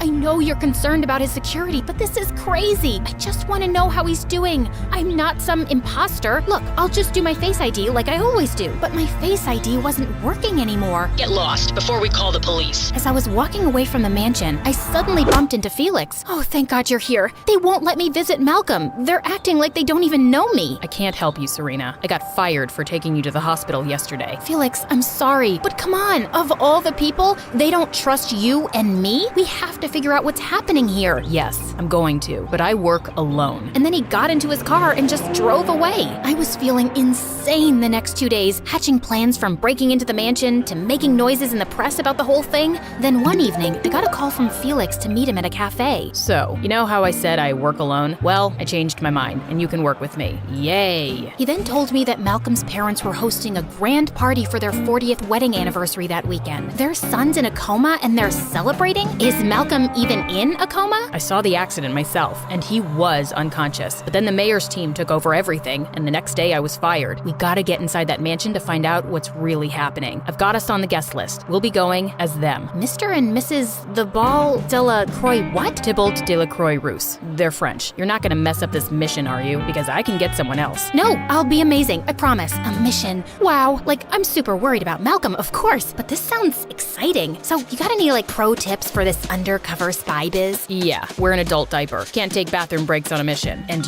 you pee 20 times a day. I do not. Do you wear a diaper? Of course not. I'm trained to hold my pee for 72 hours. Oh, right. Okay. Any other advice? Yeah, wear a dress with a long slit. You mean like those Bond movies where there's always a bimbo girl wearing a dress with a long slit so she can distract the bad guy with her legs? I'm the bimbo. The slit makes it easier to kick the bad guys and run, genius. That's what I meant anyway. Oh, gotcha. On the night of the party, We could have fooled the French couple themselves with our disguises. Felix and I were wearing earpieces to communicate with each other, and soon after we walked in, we heard Malcolm's parents talking loudly with some guests. oh, Malcolm's doing great. He couldn't be here tonight because he's left for Brazil to train for his next race. Barely got a scratch on him in the accident, the lucky devil, and he's already back at it. Such liars! Felix signaled that he was slipping away to explore the mansion, and just then, a couple approached me. You are so chic. French, I'm guessing. CC. It's we. Oui. Sorry, I mix up sometimes. My parents are half French, half Jamaican. Oh, could you please say something in French? I so adore the language. Excuse yourself. Walk away. Okay. Oui. Pour vis-à-vis le belle la frala, le omelette du fromage. It means this could be the beginning of a beautiful friendship. That was mostly garbage. And then you said cheese omelet. Would you care to dance, mademoiselle? The man was dragging me off to the dance floor before I could say no, and some tango music came on. You don't know how to do the tango, do you? Listen, I'm watching you. Just follow my instructions. First, step forward with your right foot and pivot on your left. Then cross your left foot over your right and step back with your right. I had no idea what I was doing, but I soldiered on. No, Serena, your left, not his left. You're gonna trip. Sure enough, I went tumbling to the floor. I quickly got up and walked off to the corner, and I could hear Felix laughing. It's not funny, buttface. Hey, that's no way to talk to your husband. Now, can you just stay out of trouble for 5 minutes so I can focus? Oh gosh, someone's coming. Serena, I need you to remember this password. JK5942-438 $. Wait, what? Let me get this down. Pull the dogs out 4789 hashtag. I have tissue and a lipstick now. Can you start from the beginning? Oh God, there's no time. Just start running towards the main door. What? And just leave you here? I'm right behind you. Run. I started sprinting at mad speed as Felix caught up with me holding a laptop and a bunch of security guards after him. Head towards the garden. We gotta get over that wall. You think you can manage? Oh, Mr. Croissant, you're about to see something really special. I bounded up the wall like a cat and landed on the other side before Felix. We ran towards his car and made a fast getaway. We stopped in a fast food parking lot and Felix opened up the laptop. I'm still buzzing, dude. I haven't felt so alive in ages. I have to admit, that wall climbing was amazing. I've seen some of your parkour videos, but watching you in person, well, I'm impressed. You've seen my videos? I haven't posted anything in like 2 years. I do a background check on my clients, so yeah, they came up. Okay, I logged into their security system, and see this? It's a view of every room in the mansion, and Malcolm isn't there. They've moved him someplace else. What do we do now? We'll figure something out. For now, you deserve a good meal after your first mission, and you can eat in peace without Malcolm around. Excuse me? You know, he's always telling you what to eat. No, he's not telling me anything. He's just looking out for me. I mean, I am a model, and I owe my career to Malcolm. Okay, so he also wasn't telling you that you have to move to Europe and that you don't need college? Just because you get to eavesdrop on our conversations doesn't mean you get to judge us. I'm just saying, Malcolm's a bit of a jerk with you. You don't owe him anything. It's a relationship, not a business transaction. I don't have to sit around and listen to this. You know nothing. I stormed off and hailed a cab. Before he acted like I didn't exist, and now he suddenly had all these opinions about my life? I'd cooled off a bit by morning, and I really wanted to know what Felix was planning next. Luckily, he texted me soon. I think I know where he is. If you want to join me, be at the airport by 7 p.m. Well, that wasn't an apology exactly, but it would do. I told my parents I had a shoot in another city for a few days. Almost thought you wouldn't make it. Also, Serena. It's okay. I accept your apology. Apology? I haven't even thought about apologizing. I was just saying, why do you have 2 large suitcases? I had to pack summer and winter clothes because I didn't know where we were going. Thanks to your cryptic message. Can't you use your words better? Can't you use your words less or not at all? Ugh, I wasn't gonna talk to this jerk on the flight, even though I wanted to know why he thought Malcolm was in London. But as the plane was taking off, Felix noticed how hard I was clutching the armrest. Miss Parkour's afraid of flying? Yeah, there's nothing to jump at 40,000 feet. God, I think I'm having a panic attack. Anything I can do? Breathe into this paper bag? Yes, you can. Can you sing a One Direction song for me? Their songs calm me down. Which one? Any. Sing any. Okay. Baby, you light up my world like nobody else. The way that you flip your hair gets me overwhelmed. Right now I'm looking at you and I can't believe you don't know. Oh, you don't know you're beautiful. He had that half smile on his face, and my heart did something funny, but I snapped out of it. You actually know a One Direction song? Dude, you're so lame. What? But you just said... Yeah, I lied. I'm not having a panic attack, and I certainly don't listen to One Direction like a 13-year-old girl. Now, should I paint your nails while you tell me your hopes and dreams? Felix refused to talk to me after that, and I couldn't stop grinning. Serena 1, Felix 0. After we'd checked into our hotel, Felix told me that he'd intercepted some phone calls the mayor had made to London. It's just a strong hunch, but Malcolm's parents own a mansion in the countryside, and I think he's there. We'll try sneaking in late at night. Okay, so what are we doing during the day? We could see London. We did, and I found myself having more fun than I'd had in ages. Even Felix seemed relaxed and different here, and well, cuter. So, there's something that's been bothering me a bit. I'm looking for Malcolm because he's my boyfriend, but why are you looking for him? You're not even his bodyguard anymore. Well, there's something weird going on here, and I just want to get to the bottom of it. Is that all? Actually, there is something. Just then, an old lady started begging Felix to buy flowers, and the minute he turned to her, a woman in black grabbed me. I've got the girl. I need reinforcements. Now. Felix immediately sprung into action and attacked her. He sent her flying into a bush and then grabbed my hand as we ran with more people chasing us. We came out onto a street where a huge parade was happening. The place was jam-packed. We pushed through the crowd, jumped over cars, and managed to make our way through narrow alleys till we were sure we'd shaken those people off. Who were those guys? And why did that woman say, "I've got the girl"? What did she want with me? Malcolm is involved with some dangerous people, Serena. Maybe they're looking for him too and thought you could lead them to him. Can you please tell me more? I'll tell you everything after we find Malcolm, I promise. We didn't go back to our hotel in case it was being watched and headed straight to the mansion. We hid out till it was dark, and Felix scouted the area and reported there were only 2 guards at the main gate. We jumped over the back wall and made our way to the house, and Felix picked the lock of the kitchen door in minutes. This was almost too easy, but the second Felix pulled the door open, I saw something coming his way, and I threw him onto the floor. Did you just save me from being impaled by an arrow? I think I just did.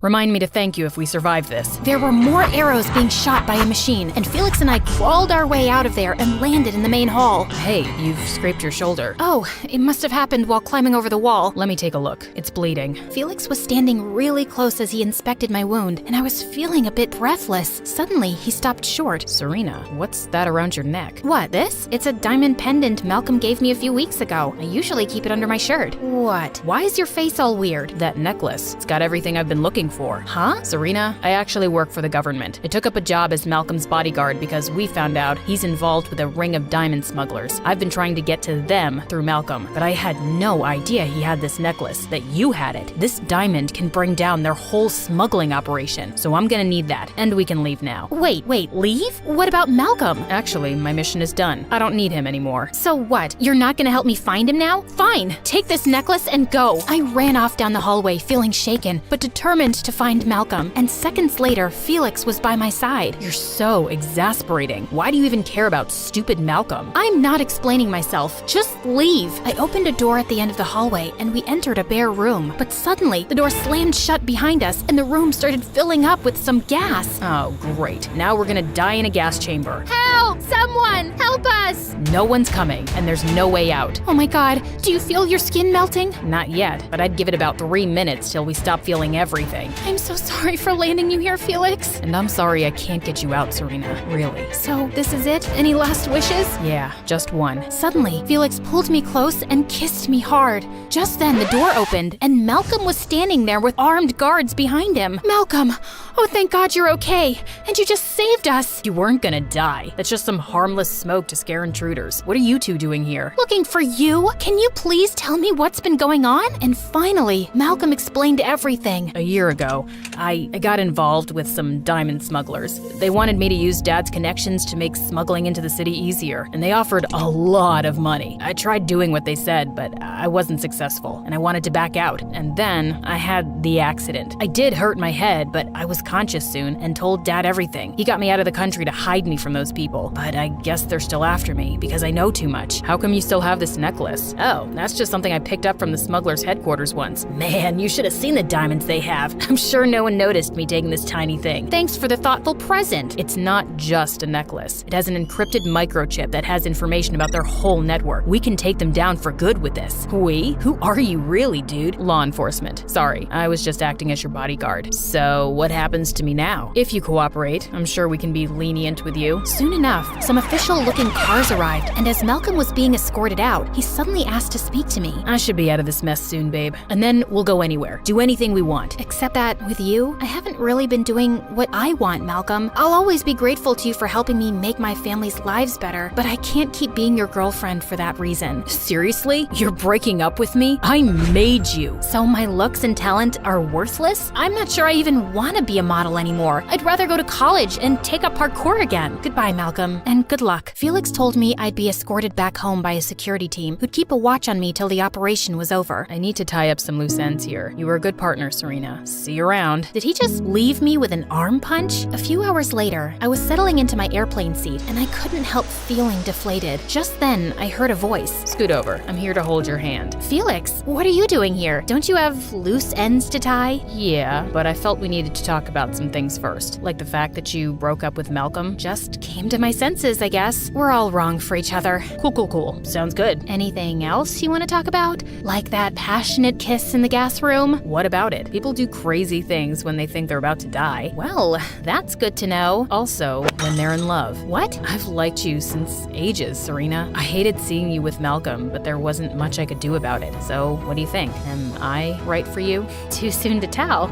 Take me out on a proper date and we'll see. What do you think I'm doing here? We're up in the clouds, we've got food. This is a date. Airplane food doesn't feel like a date. It's a date. Doesn't feel like one to me. Let's see what we can do to change that. Ever since I was a kid, I was obsessed with computers. And by the time I was 12, I was writing code, developing software, and even doing some basic hacking. And I was addicted to video games. I thought I was cool, but that was not a popular opinion. By the time I reached high school, I was pretty much used to having a seat at the outcasts table, and things weren't much different at home. I was raised by my single mom, who was my polar opposite. She was a social butterfly who loved throwing lavish parties for her wealthy friends and was always trying to set me up with her sons. A nightmare. Mom, can I go to my room? I ate too many dumplings earlier. I don't feel so good.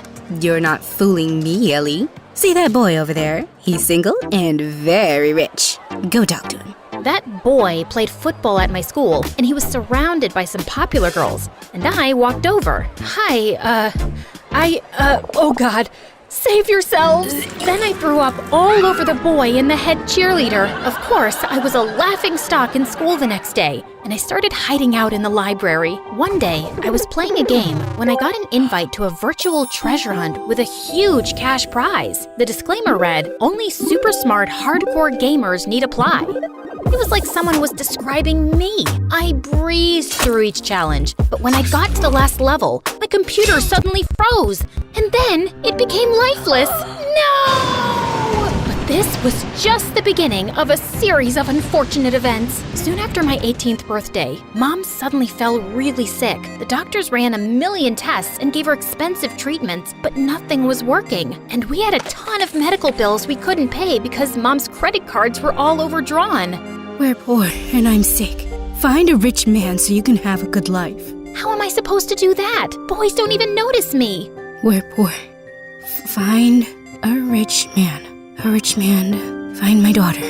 What did I say? Daughter, find rich? My man? Find a rich man. And then my mom slipped into a coma. My life turned around 180 degrees. I had no idea when Mom would be okay.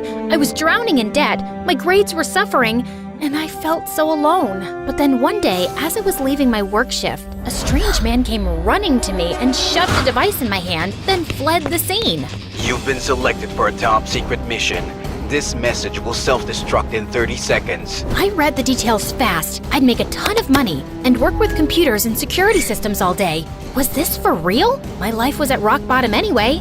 so it was worth finding out. I accepted, and a second before the time ran out, I tossed the device into the air, and it exploded. What in the Mission Impossible? And the next day, I was whisked away in a private jet to a state-of-the-art facility with a dozen computer geeks. All day, we worked on hacking software, computer codes, and sophisticated simulations. We were given board and lodging too, and for the first time, I was with people I had something in common with. A week later, I was busy working at my desk when this guy a few years older than me walked in, and I felt like the Matrix had glitched. Like I was Ellie in a parallel dimension where it was possible for Ellie to fall in love with a boy at first sight. And he was like a young Keanu Reeves, but with spectacles. So hot. I don't remember the part where I floated away from my seat, but suddenly I found myself standing in front of him.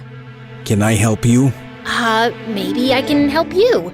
I'm very helpful. Help me help you. What? Sorry, ow! I just poked myself in the eye. Let me introduce myself. Hi, I'm Ellie. It's short for Eleanor, or Elena, or Elaine. I extended my hand, and as he shook it, I screamed. What? What happened? Oh, it's not your fault. That was just a very firm handshake, and I have a very low threshold for pain. Like, really. I once fainted when an apple fell from a tree and hit my head. It wasn't even a hard apple. Like, it was rotten and squishy, but he walked away while I was still talking.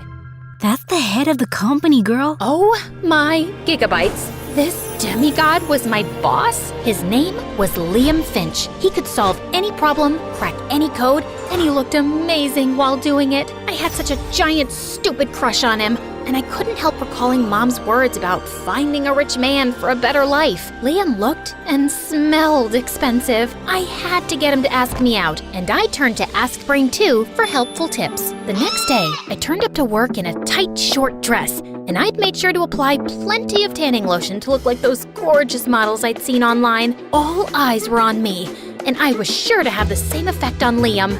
Before we start this meeting, I have to ask Emmy, are you having a reaction to something? Emmy, speak up, whoever you are. The boss is asking you something. Oh, wait, you meant me. It's Ellie. And, no, I'm good.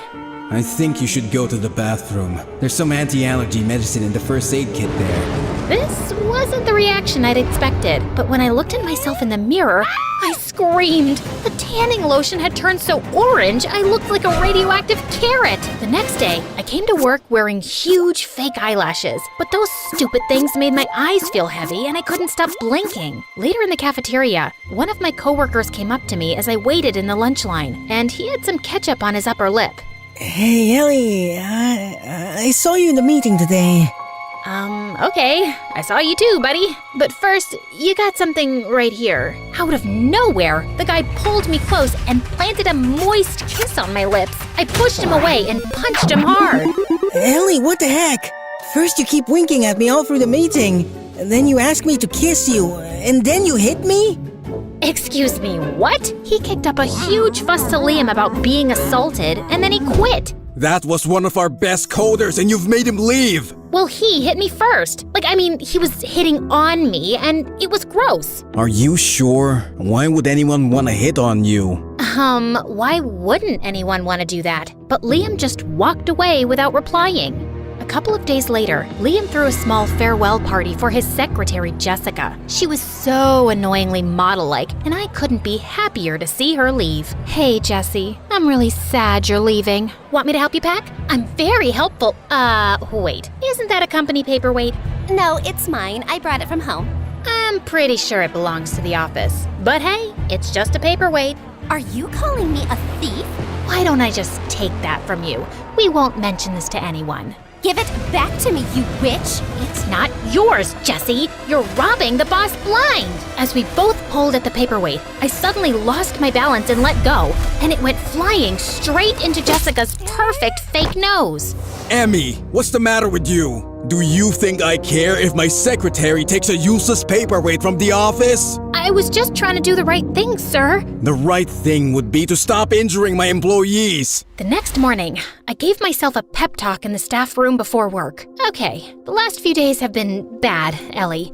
But today's a new day to show everyone what a cool, brilliant chick you are. You got this, girl. Now show yourself some self-love. I kissed my reflection, but when I opened my eyes, I was horrified to see Liam standing behind me. Can you please keep things professional and practice your makeout skills in private? Which, I might add, need a substantial amount of work. Jeez. What? No, that's not what it was. Oh, God. This was almost as bad as the day Mom went into a coma. The next day, while I was busy coding, I couldn't help thinking about my makeout skills. I turned to my trusty advisor, Google, but when I opened up the first link, some kind of virus popped up on everyone's screens. Your system is under attack and will be immediately destroyed. Goodbye. And then every screen went blank. There was a wave of shocked silence across the room. Who the heck opened an insecure link? I felt about as small as an ant. I am so sorry, Liam. It was a small error of judgment. Small error? Your small error may have catastrophic consequences for our national security. Sorry, what? I thought this was a private security company. I recruited people I believed I could train to be the very best. Because every code we write and every firewall we construct has massive importance. But you've caused a major breach. And now I have to fix your mess. And I was clearly wrong about you. You don't belong here. Pack your things. You're going home tomorrow morning. And it's not Liam.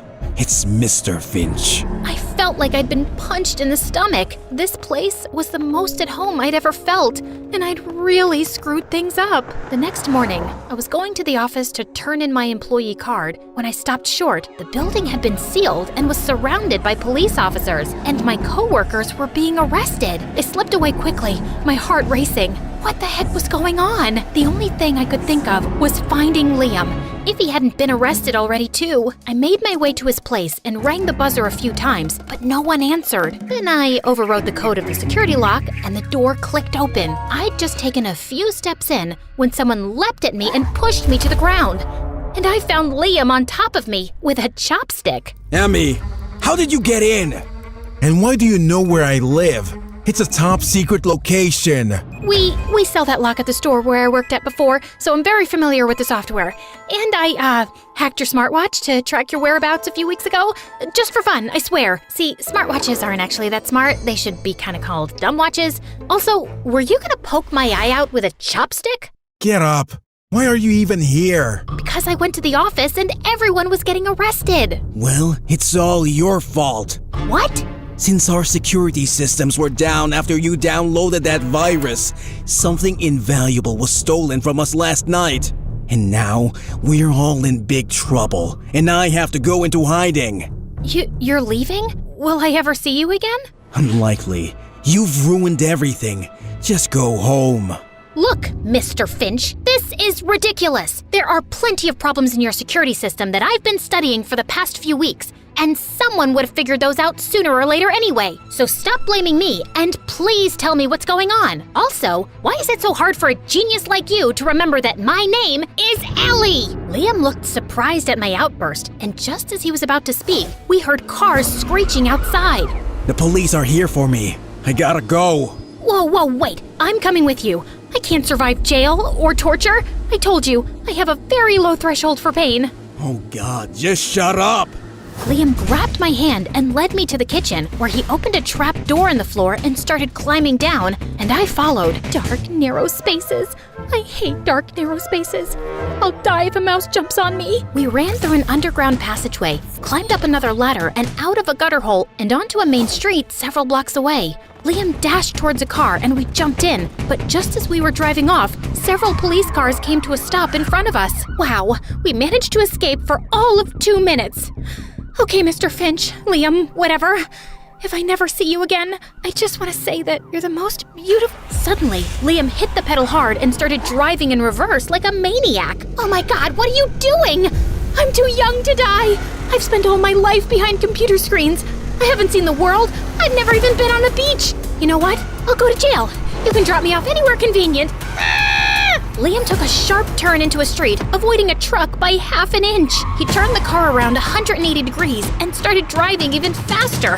I saw 2 black cars hot on her tail. Emmy, I need you to get a freaking grip and tell me the coordinates of the city's main bridge. We're gonna be jumping off of it. You can swim, right?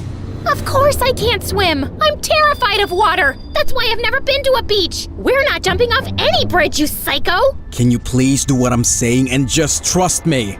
There's a life jacket under the seat. Strap that on and find me the bridge. Now! With shaking fingers, I located the bridge and fed the coordinates into the car's GPS. Undo your seatbelt, and when I say go, open the car door. Your seat will automatically eject, and you'll land in the water. Don't panic. You're wearing a life vest, and I'll get to you quickly. You ready?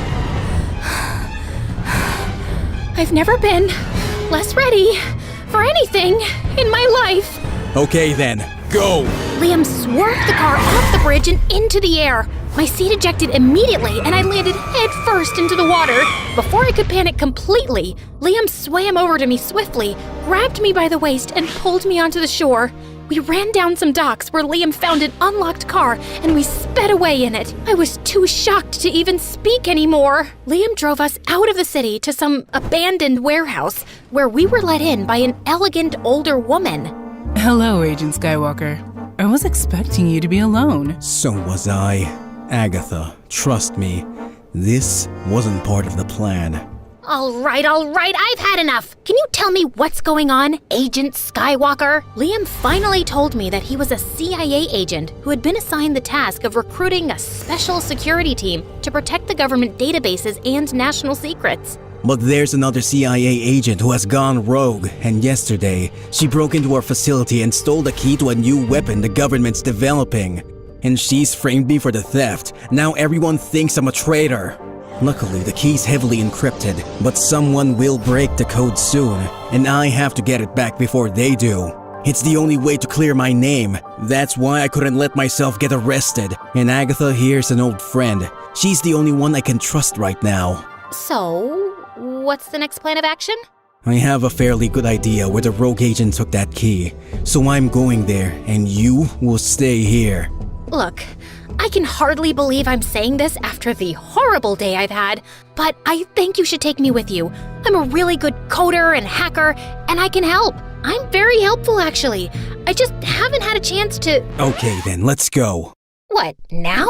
I thought you'd offer me some food first, and I wouldn't mind a nap. Now! Wait, Agent Skywalker, aren't you forgetting something? What? You know, the thing.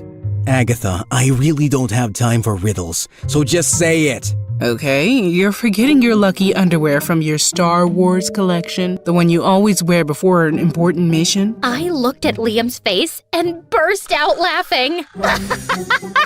Lucky underwear? Oh my god. Oh geez, I think I peed my pants. Oops, I really did. Can I get some underwear too, please? According to Liam, the key was in a highly secure facility inside a toothpaste factory. The only way we could get in was to wear employee uniforms and hide in the back of one of the company trucks taking some supplies inside. Dark, confined spaces. I hate dark, confined spaces. Why don't you try distracting yourself? Sure. Why don't you help me do that? Why was Agatha calling you Agent Skywalker? Because of your lucky underwear? It's just one of my many names. Is Liam your real name? No. So what is your real name? I'm obviously not gonna tell you. Okay then, do you tell your girlfriends your real name? Depends. I haven't dated in a while, especially after what happened with the last one. Why? What happened? None of your business. Let me guess. She couldn't put up with your cold heart anymore? Or she found out you're lying about your identity and thought you're a cheater. Oh no, wait, I've got it. Some enemy of yours killed her. Liam went quiet and my heart suddenly sank. Oh my god, no! She really died? I couldn't save her, Ellie. I'm sorry, Liam. I'm so sorry. That's so tragic. And it also explains why you're a cold-hearted robot now. I mean, this kind of stuff changes a person. Jeez, why are you so gullible? I'm a CIA agent. I'm trained to convincingly lie about anything. That was a joke? Dude, that's just mean. Well, if you still want the sob story, she did betray me. My ex is the rogue agent, and she's the one who's stolen the key and framed me. Are you happy now? Oh, wow, that's a lot. So, how do you feel about it? Like, I just want you to be quiet now. I silently processed everything I'd just heard, but after a few minutes, I started feeling anxious again. I wish I was special, so very special, but I'm a creep, I'm a weirdo. What am I doing here? I don't belong here. Please stop. You're sucking up the limited oxygen in here. You're not the boss of me. Well, you were, but then you fired me, remember? And since you won't talk to me, I'm gonna sing. How you gonna make me shut up, huh? I can think of at least one way. Suddenly, Liam moved closer and put his hands on my face. Oh my god, was he about to kiss me? Just then, the truck jolted to a halt and Liam pushed me away. Rude! We quietly slipped out and made our way to the entrance. We scanned the fake IDs Agatha had given us and we were inside the building. Liam had the building's blueprints and he led the way to the surveillance room. We peeked inside to see a security guard observing the screens and Liam quietly crept up to him. Just then, my nose started itching like crazy and I tried desperately not to sneeze. Achoo! The guard turned around and Liam punched him hard in the face, then stabbed him with a tranquilizer. Why do you look like you're gonna be sick? I've only put him to sleep. Oh, I know. I'm just terrified of needles. I think I told you, I have... Yeah, a very low threshold for pain, I remember. Okay, we gotta check all the rooms in this place. There's gotta be a team working hard to decode that key. We scanned all the screens, but it seemed like there was hardly anyone in the building. Just then, I spotted an empty room with only a glass case in the center. Liam, do you think the key's in that vault? Yeah, it looks like it. Listen, Ellie, I need you to hack into their system and find out whatever you can about the security measures in that vault. I'm gonna be by the door to keep an eye out.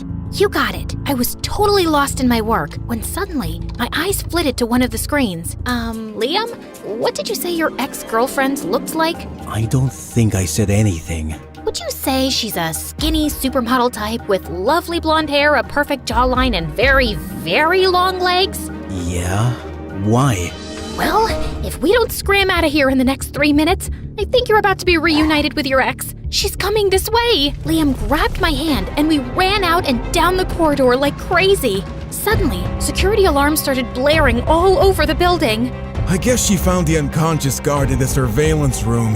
Ellie, why have you stopped running? I'm so out of breath. I'm a computer person. On my butt all day.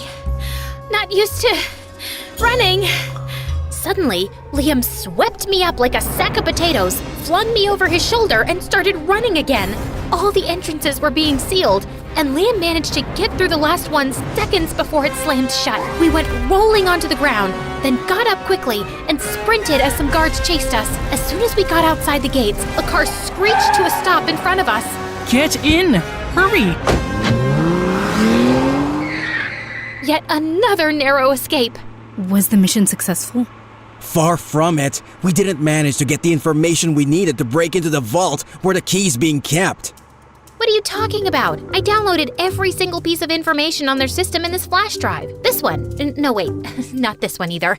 It's the neon green one. It's my favorite. Aha! Here you go. What?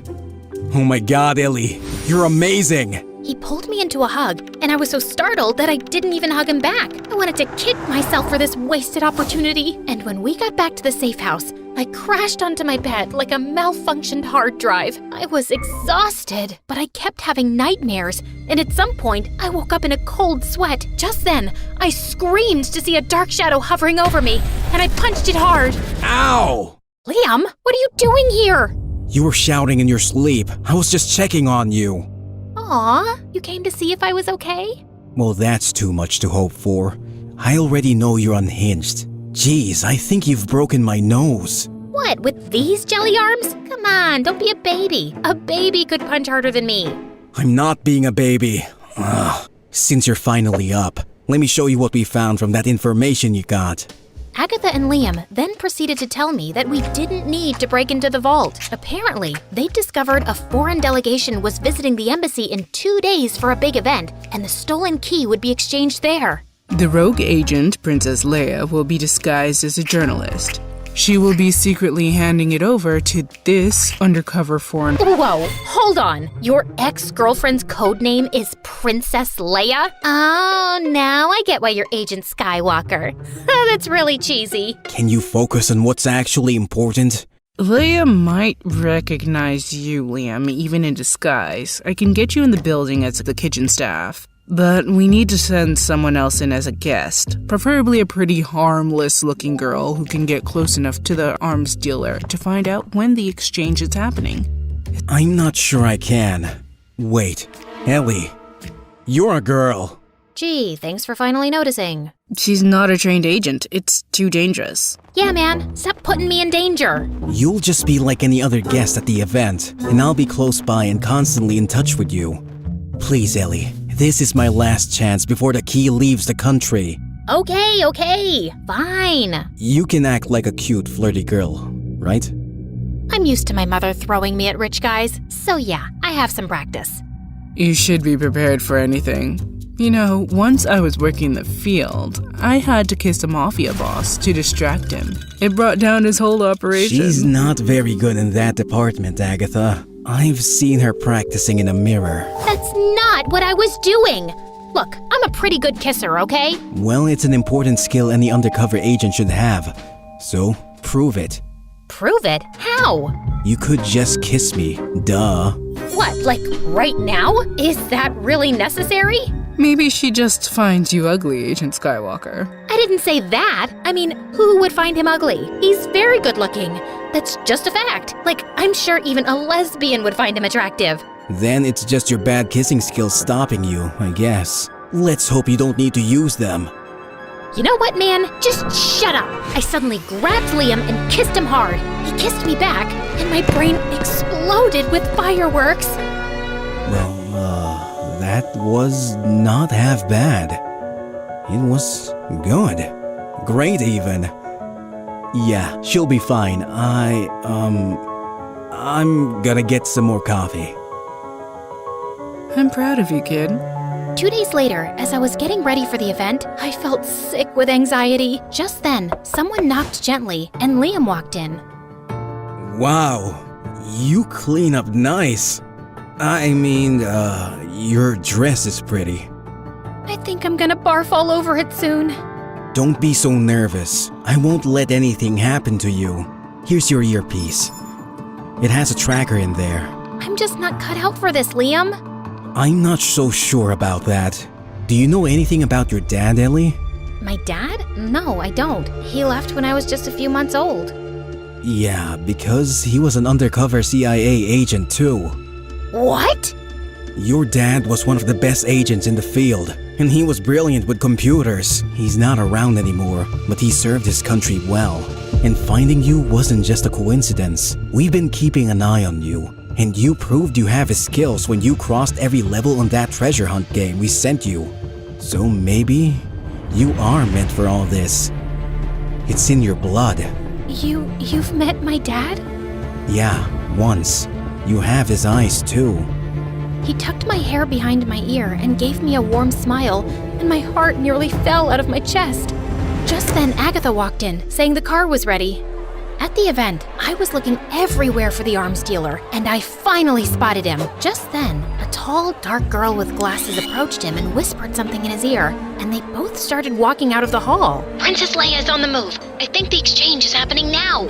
Follow them to see where they're going. I'll come after you. I rushed out of the hall and saw them going down a corridor. They walked to the end of it and entered the room on the left. I inched closer, and as I tried peeking through the door, I suddenly lost my balance and fell inside.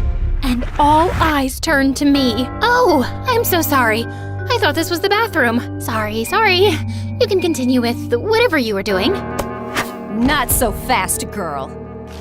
Ow, that hurts. Hey, maybe it was just a mistake. She seems like a harmless little girl. Oh, really? Is that why she is wearing an earpiece? That's my hearing aid. Who do you work for? What? I can't hear you. Look, we can't do the exchange right now. This place is probably surrounded by federal agents. Leave immediately. I will create a distraction. And you, girl, you're staying here. Sit down. I plopped my butt into a chair as the girl took out a laptop and started typing like crazy. What you doing? You know, I'm very good at computers. You need any help? Oh, I'm just activating an explosive device linked to this laptop that will go off in 5 minutes and blow up half of this place. So that should create a nice distraction. What? I gotta run, babe. It was nice meeting you. Ciao. She then ran out of the room and locked it from outside. Oh my God! I stood frozen in panic, staring at the screen, seeing my life flash before my eyes. But then somehow, I managed to muster some courage. Okay. Calm down, Ellie. It's just a laptop. Any software can be overwritten. Anything can be decoded.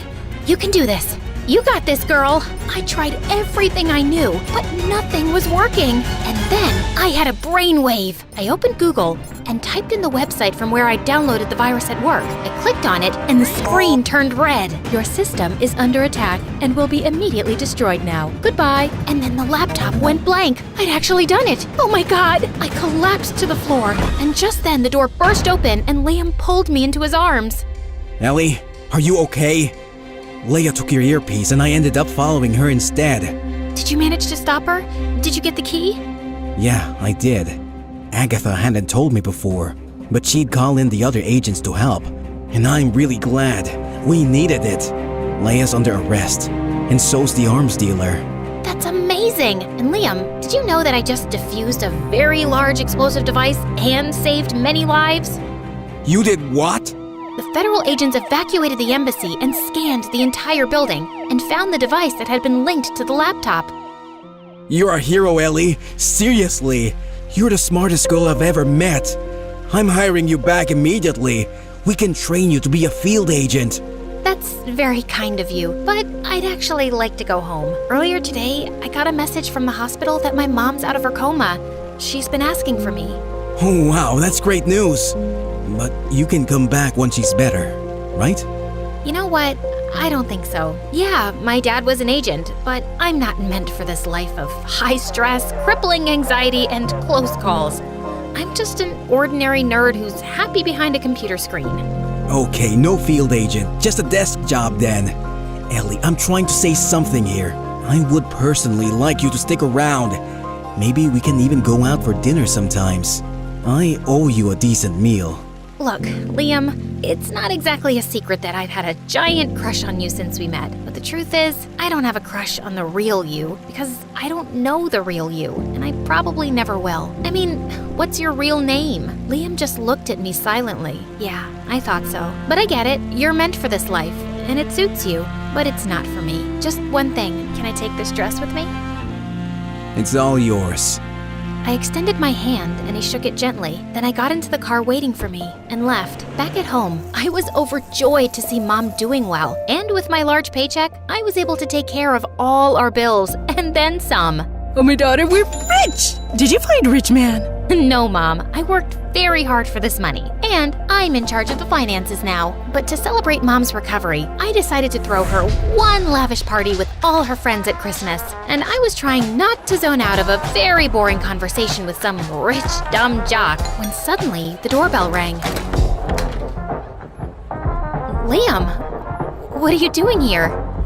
It's Norman. Huh? What's Norman? My real name!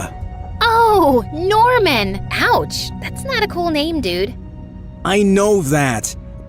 Listen, Ellie, I miss you, okay? You're crazy and you talk a lot, and you're an awful singer. There's never a dull moment with you around, because you're also smart and beautiful and adorable.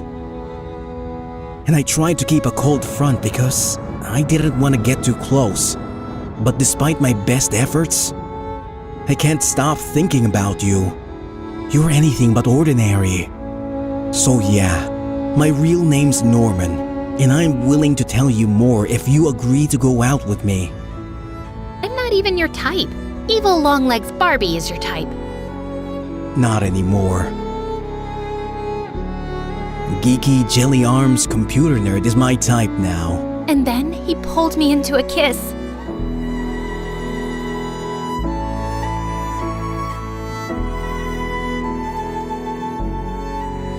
Does this mean you're like my boyfriend now? I like the sound of that. Can I tell my mom you're rich? I am rich. Like, really rich. Perfect. Mom, I found a rich man.